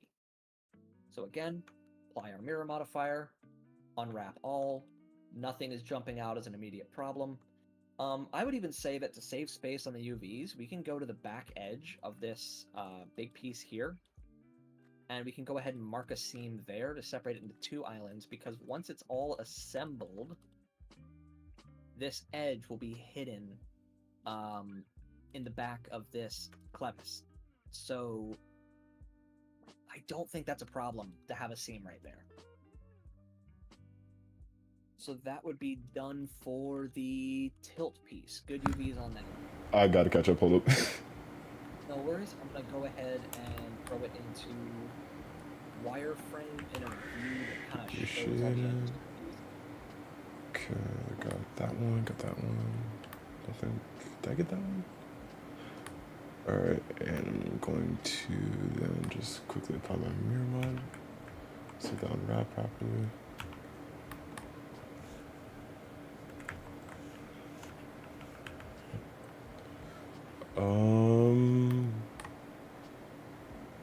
I think. Hold up. All right, cool. Got it. All right, so there we go on that piece. And the last piece we have to do is the monitor itself. We're gonna have a couple of important decisions to make here. The part is labeled screen, but a lot of them are gonna be kind of easy. So let's just start at the socket. We know the inside of the socket is something we don't have to worry about too much. It'll all be blocked by that plug that goes into it, so we can go ahead and mark a seam around this edge here. We can let this and the base of it, all this section, be one piece. Yes, it will get stretched. No, we do not care, because this is blocking it from view when it's actually all assembled. I have a seam where the materials would separate here already, and I think this is fine. This edge would get stretched a bit coming up and around, but it's a very small section that isn't super visible, so I think that's just okay. I think we can take the top of the monitor back here, make that all one piece. Take the whole back face and its curve, make this one big piece. The bottom, I'm gonna say we separate a seam there to bring it off of the back of the monitor. We separate a seam here to allow this to be separate from the rest of its surroundings. And then let's do something interesting here. I'm gonna add one seam right here into this corner, just along this edge. And the reason I'm doing that is when you unwrap that, what you'll end up with is this shape.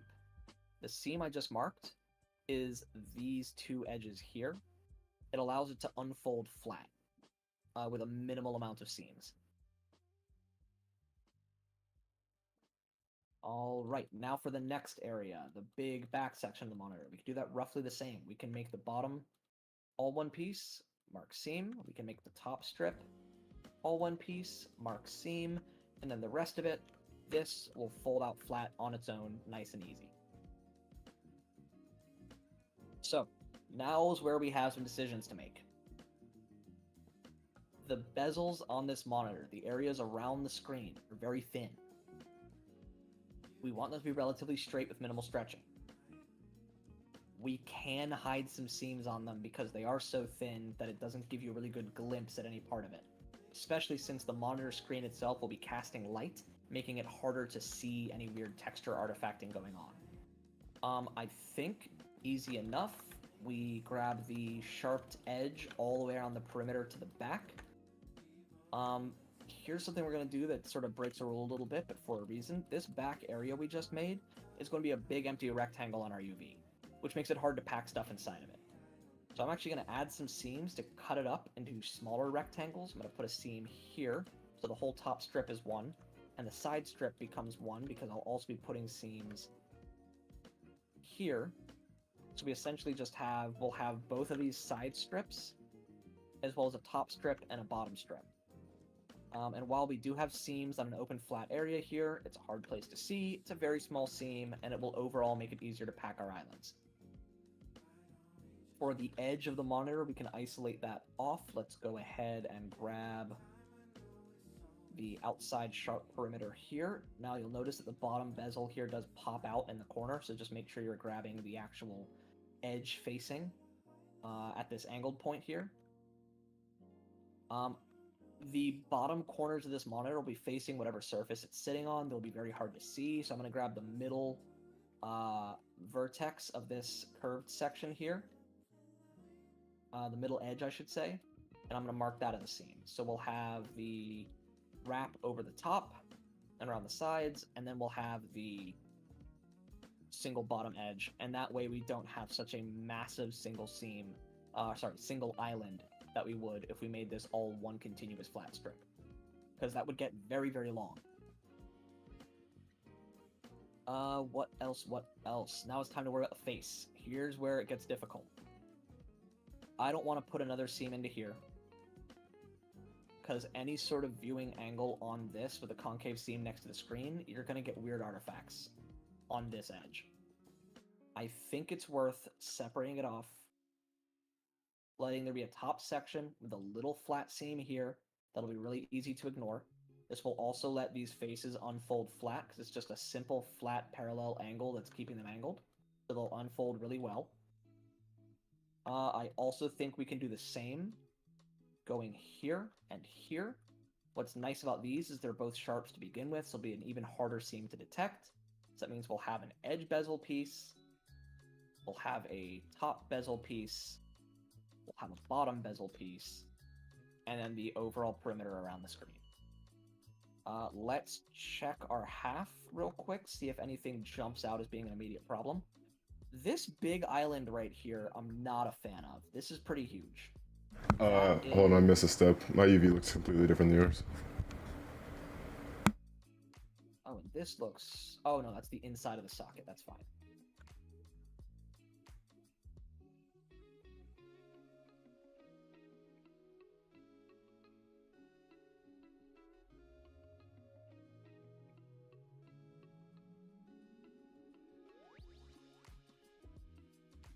I'm going to mute for a quick 30 seconds. I'll be right back. Just got to take care of something.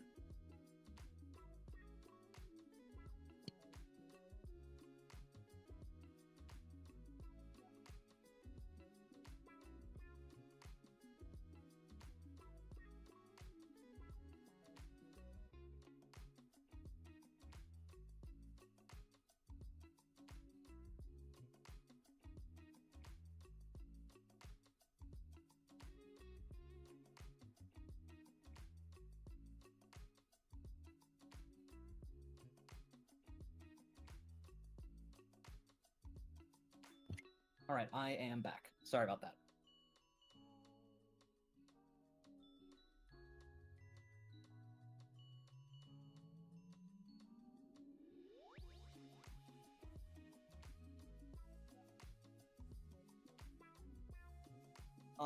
I'm gonna go ahead and apply my mirror modifier.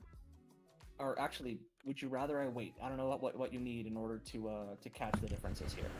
Honestly, just like another wireframe. I think there's like a single corner or something that I'm missing. I'll say the weird corners that are easy to miss is how I did these top and side edges on the back here. Yeah, I completely missed those ones. Did the same on the bottom down here. I did a cut at the bottom corner of the outside edge here.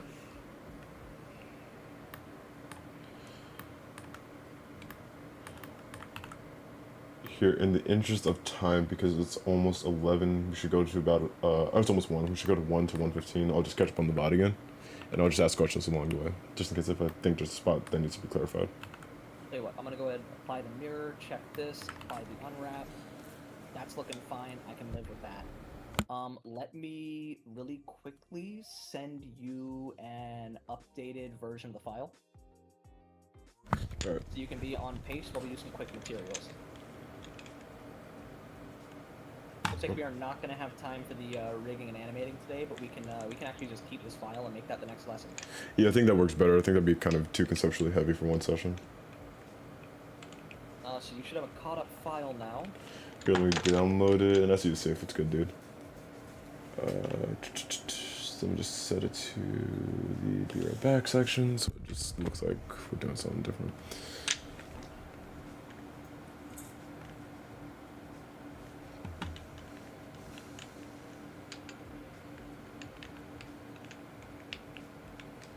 Okay, let's see. I think. Let me just make sure I download the correct one. Yeah, I got it. Alright.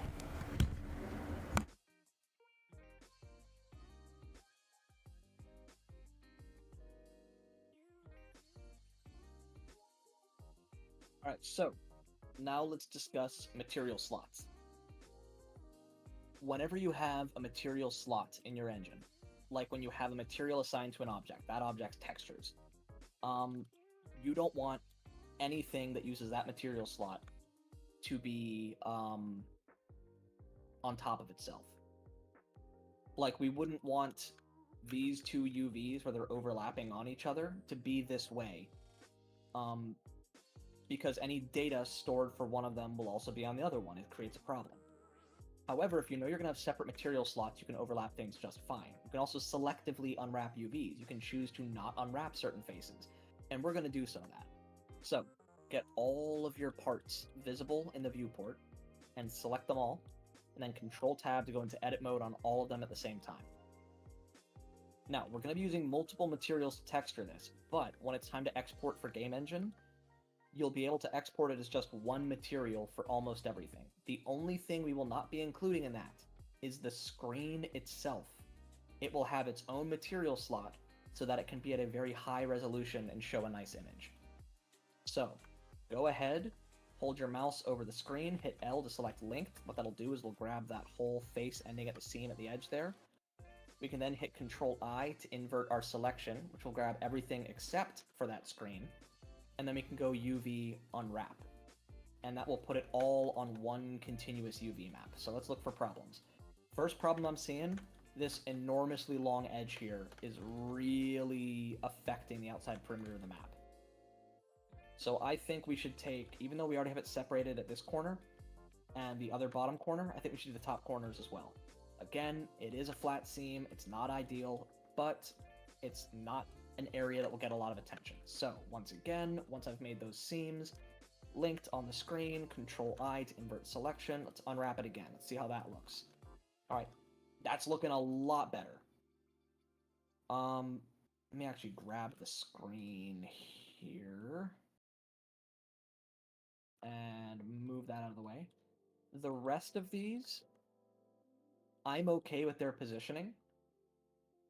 If you were doing this for a game, you could do certain things like taking parts that you know aren't going to be visible, like the bottom of this, and shrinking it down and moving it inside of void spaces on other objects, so that you can overall just condense your total, yeah, see that too. What you'd be able to do is just condense your overall UV, bring it into a smaller space, and then expand everything so it all gets more resolution. But in the interest of time, we're not going to manually pack this right now. I'd say this is good. Now let's go ahead and just take the screen, unwrap it, and that will lock it to being a nice big full size. What we can also go ahead and do just for our own sake is rotate that 90 degrees, hit R90. I'm going to do a grid snap for the snapping type on this, and center it back in the middle of this square, so it's all within the square. Alright, so everything is mapped out to where it has its own space on the UV, with the exception, of course, of the monitor, which is overlapping everything, but that's because it'll have its own separate material slot whenever you actually export everything. So let's start making some materials. Let's start with the screen itself, especially because if we only have time for one, I don't know if we will or won't, but if we only have time for one, it's a cool one to do. So let's make a new material. Go ahead and call it screen. In the window we were using for UVs, let's hit the top left drop down, change it to the shader editor, where we can actually work on the shader itself. Now, what I would like you to do anyone participating along, and Zach yourself there, go ahead and just hit print screen on your keyboard. We are going to grab full screen if it asks. At that point, we can go ahead and open up just Paint, just standard MS Paint. Control V will paste whatever was in your print screen. And go ahead and trim it to fit nicely. So I'm going to get the edge of the window like this. I'm going to trim the bottom up to the taskbar like that. I'm going to take the side, trim that into here. What you want to be left with is just a window. So I'm just going to have the window I'm actively working in on Blender, have a little Blender inception. And just save that as a PNG to your desktop.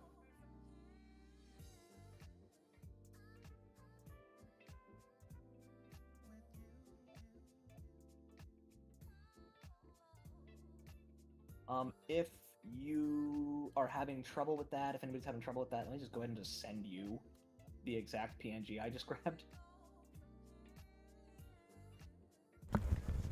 For sure, I'll put a link to it in chat.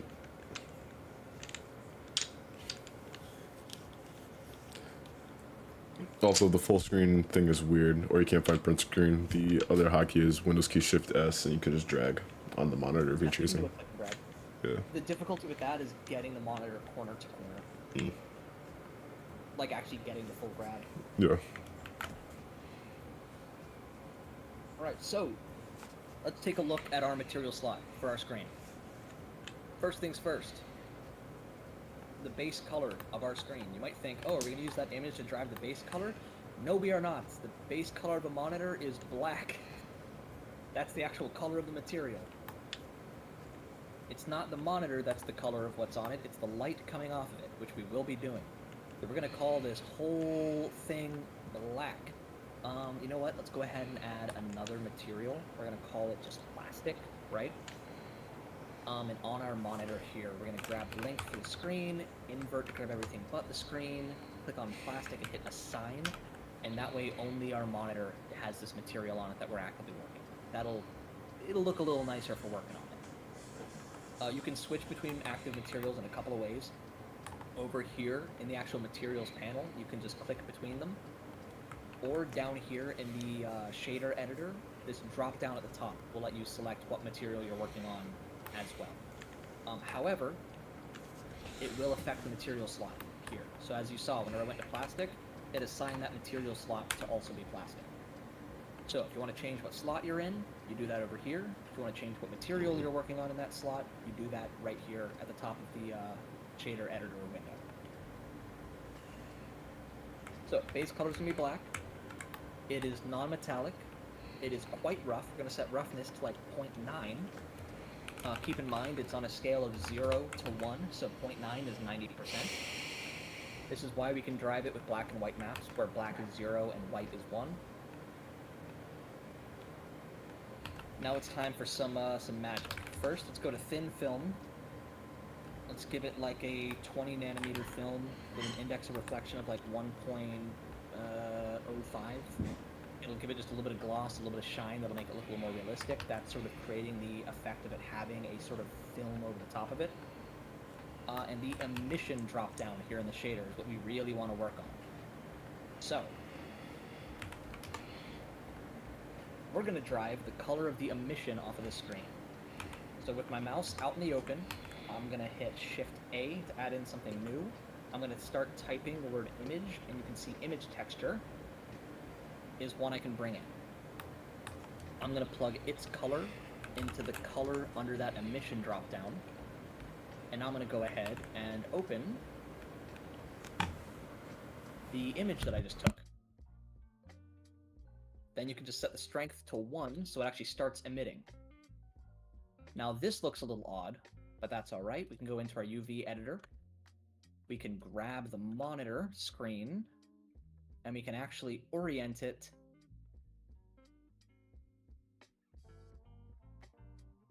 to be, let's see, how do I want to do this? I'm going to turn off sync, so that way I don't see all the other parts of this. And because I have it set to snap to, what do I have it set? Snapping to grid, I should be able to, yep, just snap these right to the edges of this. You'll notice that it is currently upside down, but that's okay. We can take this island, hit S to scale, Y for its Y-axis, and do -1. Actually, I made a small mistake. The screen, the whole thing needs to be unwrapped evenly. So yeah, just go ahead and orient this however you must to fully cover that image texture that we just brought in.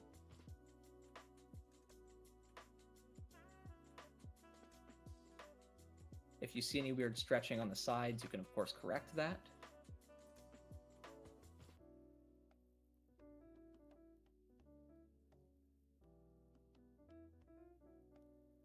I'm getting a little bit of an overlap here in the edge. Ah, I see what's happening. I'm gonna turn off my snapping and just manually position that right in there.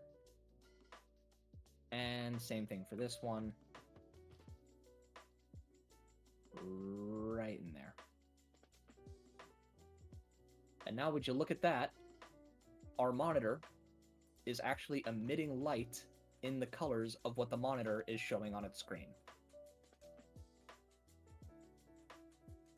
All off of this little image texture just driving the color of the emission. If you wanted to make it brighter, you can adjust the strength, though it will start to wash it out a good bit. Keep in mind, one nice thing about rendering with emissives like this is that at least when you're in a ray tracing environment or in Cycles renderer, they will cast light onto other things. If you wanted to do a nice nighttime scene in a computer room, you could use an actual screen emitting light to light up a character's face or something. This is completely possible. But there you go, there's our first material. We have a monitor that is currently running Blender. Look at that.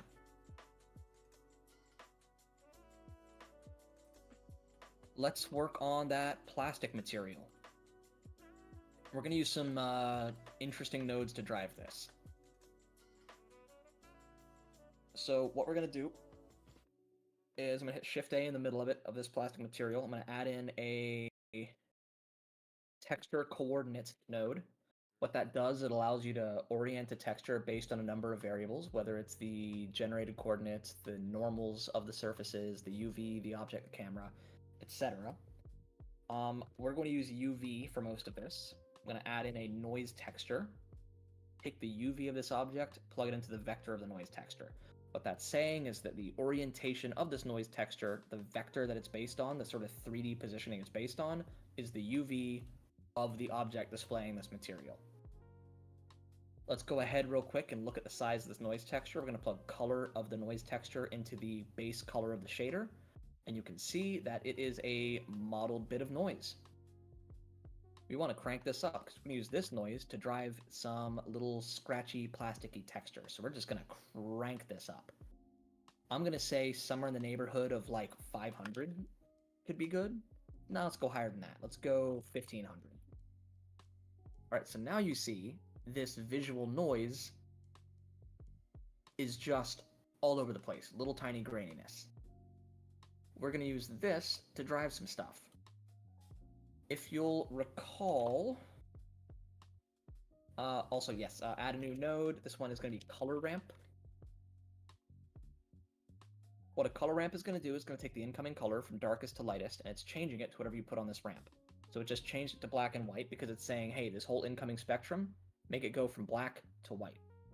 We're going to make this a darker plastic. So let's take the black here, lift it up just a little bit into like a charcoal gray. Take the white, click on that little handle, drop it down to be grayer as well. And now that's the new color driven by that noise, the little bit of texture in the color. But that's not all we're doing. We have a black and white map that we just made. That means its value is from 0 to 1, which means we can use it to drive other things. So add in another color ramp and plug this one into roughness. On stippled surfaces, the high spots are typically less rough because they're getting rubbed. Unless, of course, we're talking about a mirror polished surface, in which case the high spots are getting scuffed. With a plastic, your high spots are your shiny spots. We're going to go to the white, the top end of the incoming texture. That's going to be our high points, so we're going to make it a little less rough. So go ahead and click on the color. You'll notice we have hue, saturation, and value. Value is what it's interpreting as data. So we're going to take its value from 1, meaning completely rough, down to like a 0.65, so 65% rough. Go to the opposite end on the black handle, and we're going to lift that up, because that's going to be the more rough parts. So we're going to set that to be like 0.85 in its value. And now we have a more believable roughness for a plastic material. Now I hear you saying, it looks decent. It's got a little visual noise to it. It's got some variations in its roughness, but it still doesn't quite look like plastic, and that's because plastic is not flat. Most things are not flat. Most things have some 3D nature to them, actually in the texture itself. So now is the cool part. We're going to make a bump map. We're going to take another color ramp off of the noise texture. So noise texture's color goes into the factor of the color ramp once again. We're going to add in a new node called bump. This is going to take this black and white information, convert it into height off of the surface, and make that into a normal map that goes into our shader. So the color of that color ramp is going to go into the height of the bump node, which by default is very rough. And we're going to use distance to affect how intense this is. You would think it would be strength, but strength messes with it in a different way. We're going to use distance. I'm going to set mine to 0.0005. So barely any distance, just a little bit of variation. But it's going to allow that noise to drive some actual bumpiness in the plastic that whenever we zoom out, makes it look much more convincingly like a plastic. Now, if you wanted to make it even lesser than that, you could make it 0.00025. That would be half of this, which actually doesn't look half bad. That little bit of bumpiness helps a lot with making it feel more like a plastic material, especially when it's zoomed out. And this is the sort of information that'll be stored in the normal map that you can create from this to where your model in your game engine can just have this detail. The best part is, it's driven by a PNG once you export it. So that really means that you don't have anything to worry about as far as like making it heavy. All this crunchy, nice texturing, that's not vertices. That's not real planes or triangles. It doesn't slow you down. It's just pixels on a texture map. Makes it real easy to get nice looking materials. So we have our plastic. We could start assigning that to other stuff. I could go into the tilt part here, and its material shaders, assign it that plastic material. Here on the height, let's give it to all of these. The only thing we really need to change is we'll have a metal piece that I want to affect on the height here, and a piece on the rotation here. We'll add some new materials too. Let's make a metal material. So once you have the plastic assigned to everything, let's go to our rotation piece here, add in a new material slot. We'll call this one metal, why not? Go ahead and in edit mode, we're going to select all these bottom faces. This whole bottom piece is going to be that material, and you can hit assign to make it all that new material slot. Now we can work on adjusting this. And even though I don't think we'd ever see a monitor with this, we can make like a cool Damascus pattern. Why not, right? Have some fun with the metal shader. Once again, to set everything up, we're going to use a texture coordinate to grab our UVs. Instead of doing a standard noise texture, this time we're going to do a wave texture. Take the UV from the texture coordinate, plug it into the vector on the wave texture. Take the wave texture's color, and let's put it in our base colors to take a look. So right now, it's making bands along the x-axis of the UV map. I'm going to change it. Let's do... Actually, you know what? Doesn't matter. Bands along the x is fine. What we can then do is we can bump up the scale. we want the scale to be pretty big because we want narrow bands on this. I'm going to say 225 should be good for what we're doing.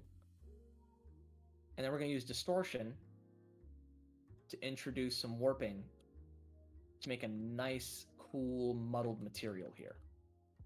And we can use this to make a real classy looking sort of pattern welded steel look. So we have our noise. We have our black to white map that we can use to drive other things. So let's start driving it. Add in a color ramp. For the actual color of this, I say for me, I want my monitor to be like a red accent metal. I think that'd be pretty cool.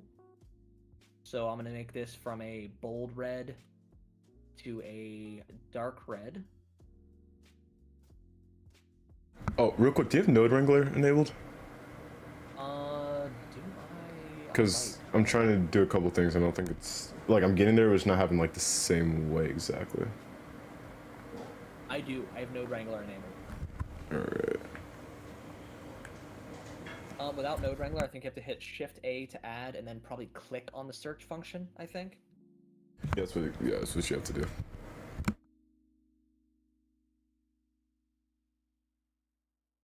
Node Wrangler is a free plugin. Everybody get Node Wrangler.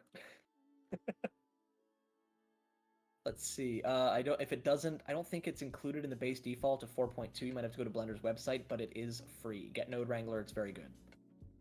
We're gonna add in another color ramp into the metallic. Now, low spots catch dirt, high spots do not. So the high spots will be fully metallic. We're going to leave that at like full white at a 1. The low spots will be slightly less metallic, but still pretty metallic. So let's set that to like a 0.85 for its value. This whole thing is quite metallic. Another color ramp for our roughness.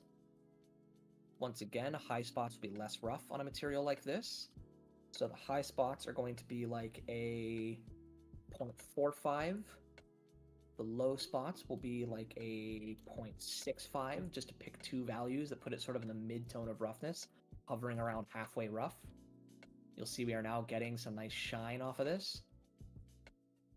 And finally, let's do our bump mapping. So let's add in a bump node, plug into normal, add another color ramp, from our wave texture into the height of our bump node.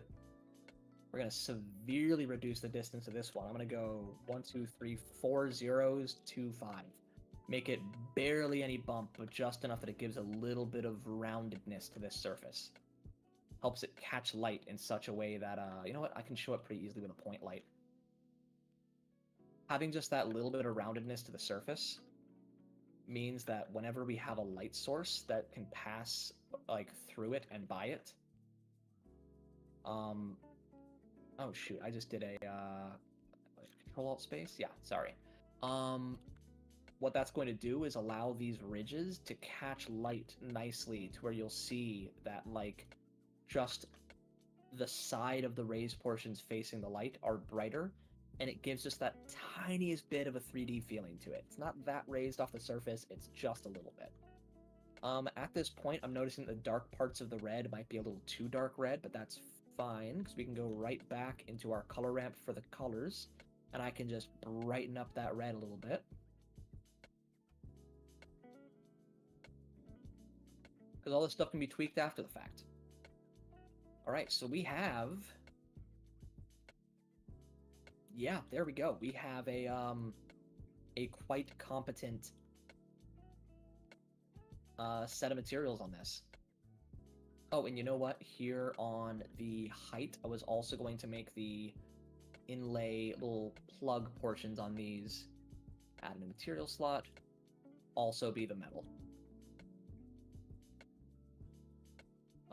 We are running right up against the clock, but the last thing that's really useful information that I feel like I must share is going to be the export method for doing this sort of thing, all right?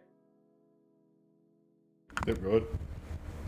So we're going to use image textures to run these exports. You need to be in cycles rendering mode in order to do this. So we're going to go down to the bake settings. We are going to make a new material. Actually, no, not a new material. We're going to make a new image. We can do that by just adding in an image texture. So I guess let's just start at the base on any of our materials in plastic here. Add in image texture. We're going to make a new image texture. We're going to call it diffuse, because this is where we will bake our diffuse colors. We can do it 4K, so 4096 by 4096. And new image. So now there is a temporary image. If you close Blender without saving this image, it will be gone. So remember that. Easy way to access it and save it is inside of the UV editor. You can go to the image and then choose to save it. So there's diffuse. Normally, it's easy enough to just grab all of your parts and hit bake all at once to anything that needs a diffuse. However, because the screen overlaps with other things, that would be a little bit funky, so we're going to do this per material, per component, all right? So everything with the plastic material is going to bake to diffuse. Everything... so the plastic material is going to bake diffuse. I'm going to copy this image texture node. I'm going to go to the metal material. It is also going to bake diffuse. That'll be easy enough. Just having this image in here is necessary so that way the bake knows what to target.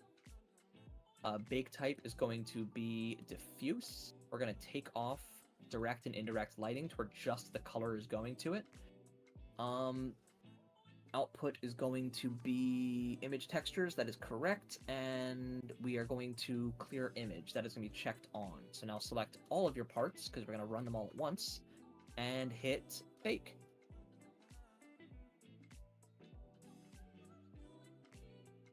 And what that's going to go ahead and do is allow the diffuse of the plastic and metal materials to bake to the map.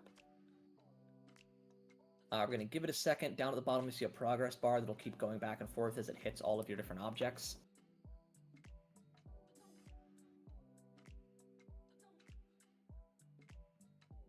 And once that's done, if we go to the UV editor, we can go to the diffuse, and we can see that if you look, we now have that UV map with all of the diffuse colors baked to it that you can save somewhere. Pull it right into a game engine and use it to run the base colors of that texture. So let's go ahead and, let's do that. Diffuse, how do I do that? Image up here in the corner, save as. On my desktop, I'll go ahead and make a folder. And we're going to save the diffuse. We can go back to the plastic and metal objects. We're going to make a new image.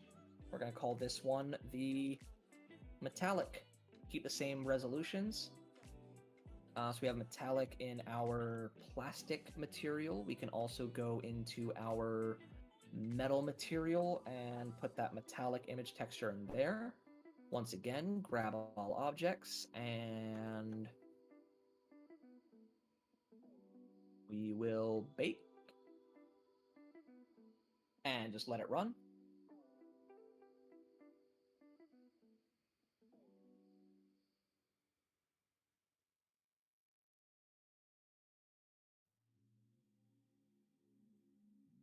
Oh, you know what? Shoot, I still have it baking diffuse. I need to change my settings here. Bake type instead of diffuse is going to be the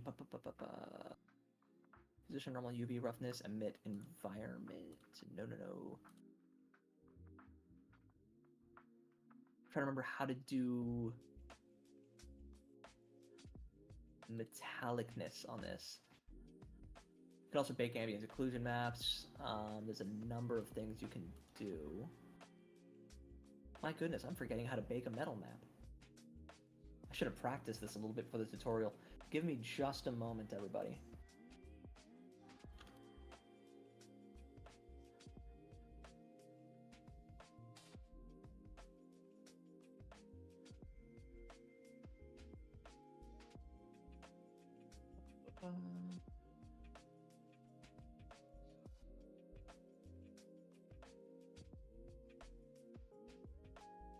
Oh, that's funny.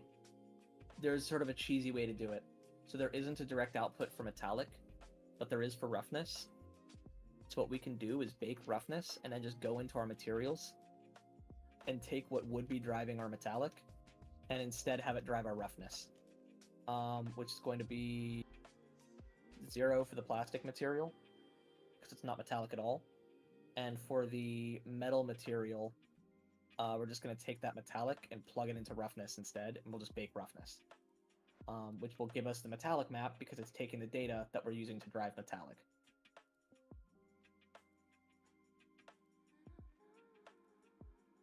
A little bit of a workaround, but hey, the whole point is to get the data into a PNG. Oops, I accidentally baked just the one part. Select all parts, then bake.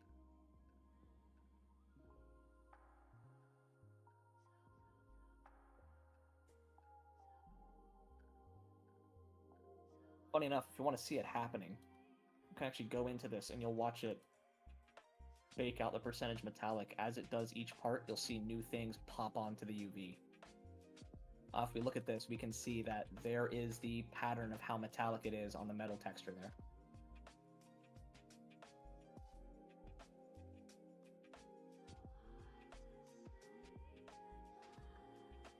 Done with our metallic bake, so that's good to go.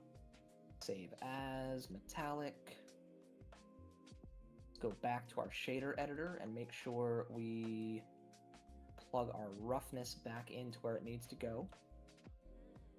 And now we can bake roughness again, but once again, make sure you get a new image here. So new image, call this one roughness. That's the plastic texture, that's the metal texture. So then also go to the plastic texture, make sure the roughness image is in there so it knows where to target the bake. Grab all the parts. Back in the render settings, we will hit bake again.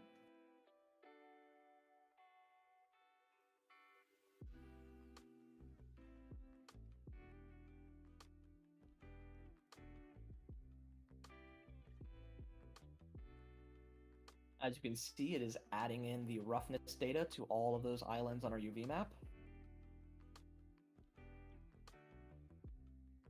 And because we are doing both of these materials at once onto a singular UV map, when you're in Engine, you can take these maps we made, these PNGs, and just make a material called Monitor.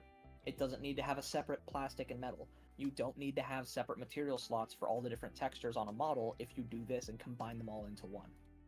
Image, save as, we'll call this roughness. That works out great. And then finally, we can do the normal. So we'll go normal for a new image.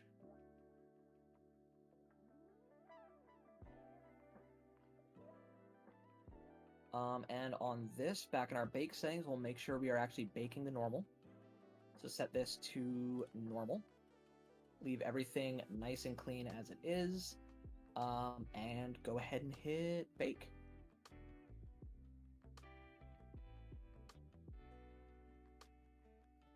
Of course, this is highly dependent on your computer. Baking maps is basically just going to run your hardware to do it as fast as it can. So not to worry, even if you're running just an absolute minimum cost rig, you can still do this. It will just take longer to get through the baking.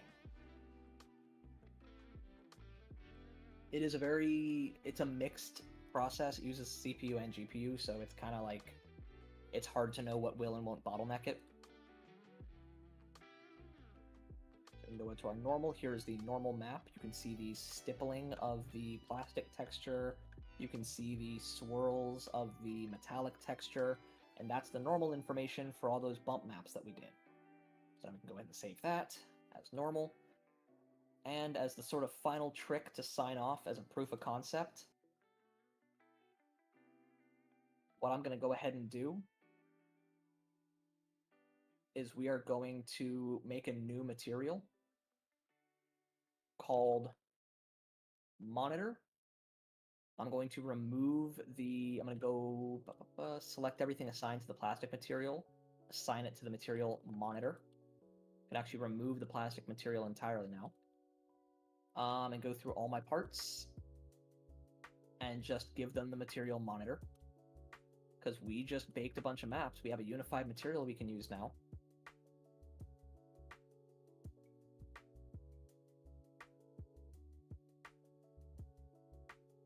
And how you would do a material in a game engine, you're using image textures to drive it. So I'm going to add in a new image texture, put its color into base color, and I'm going to open up the diffuse map that we just baked out. Where is it? Monitor tutorial textures, diffuse. Look at that. There's all the diffuse colors that we just baked. I can also take another one of these, open the metallic material that we got. Now, if it's data, the color space should not be sRGB. sRGB should only be if it's the actual color. Everything else, non-color. Plug that into metallic. There's the metallicness of all the parts that we baked out.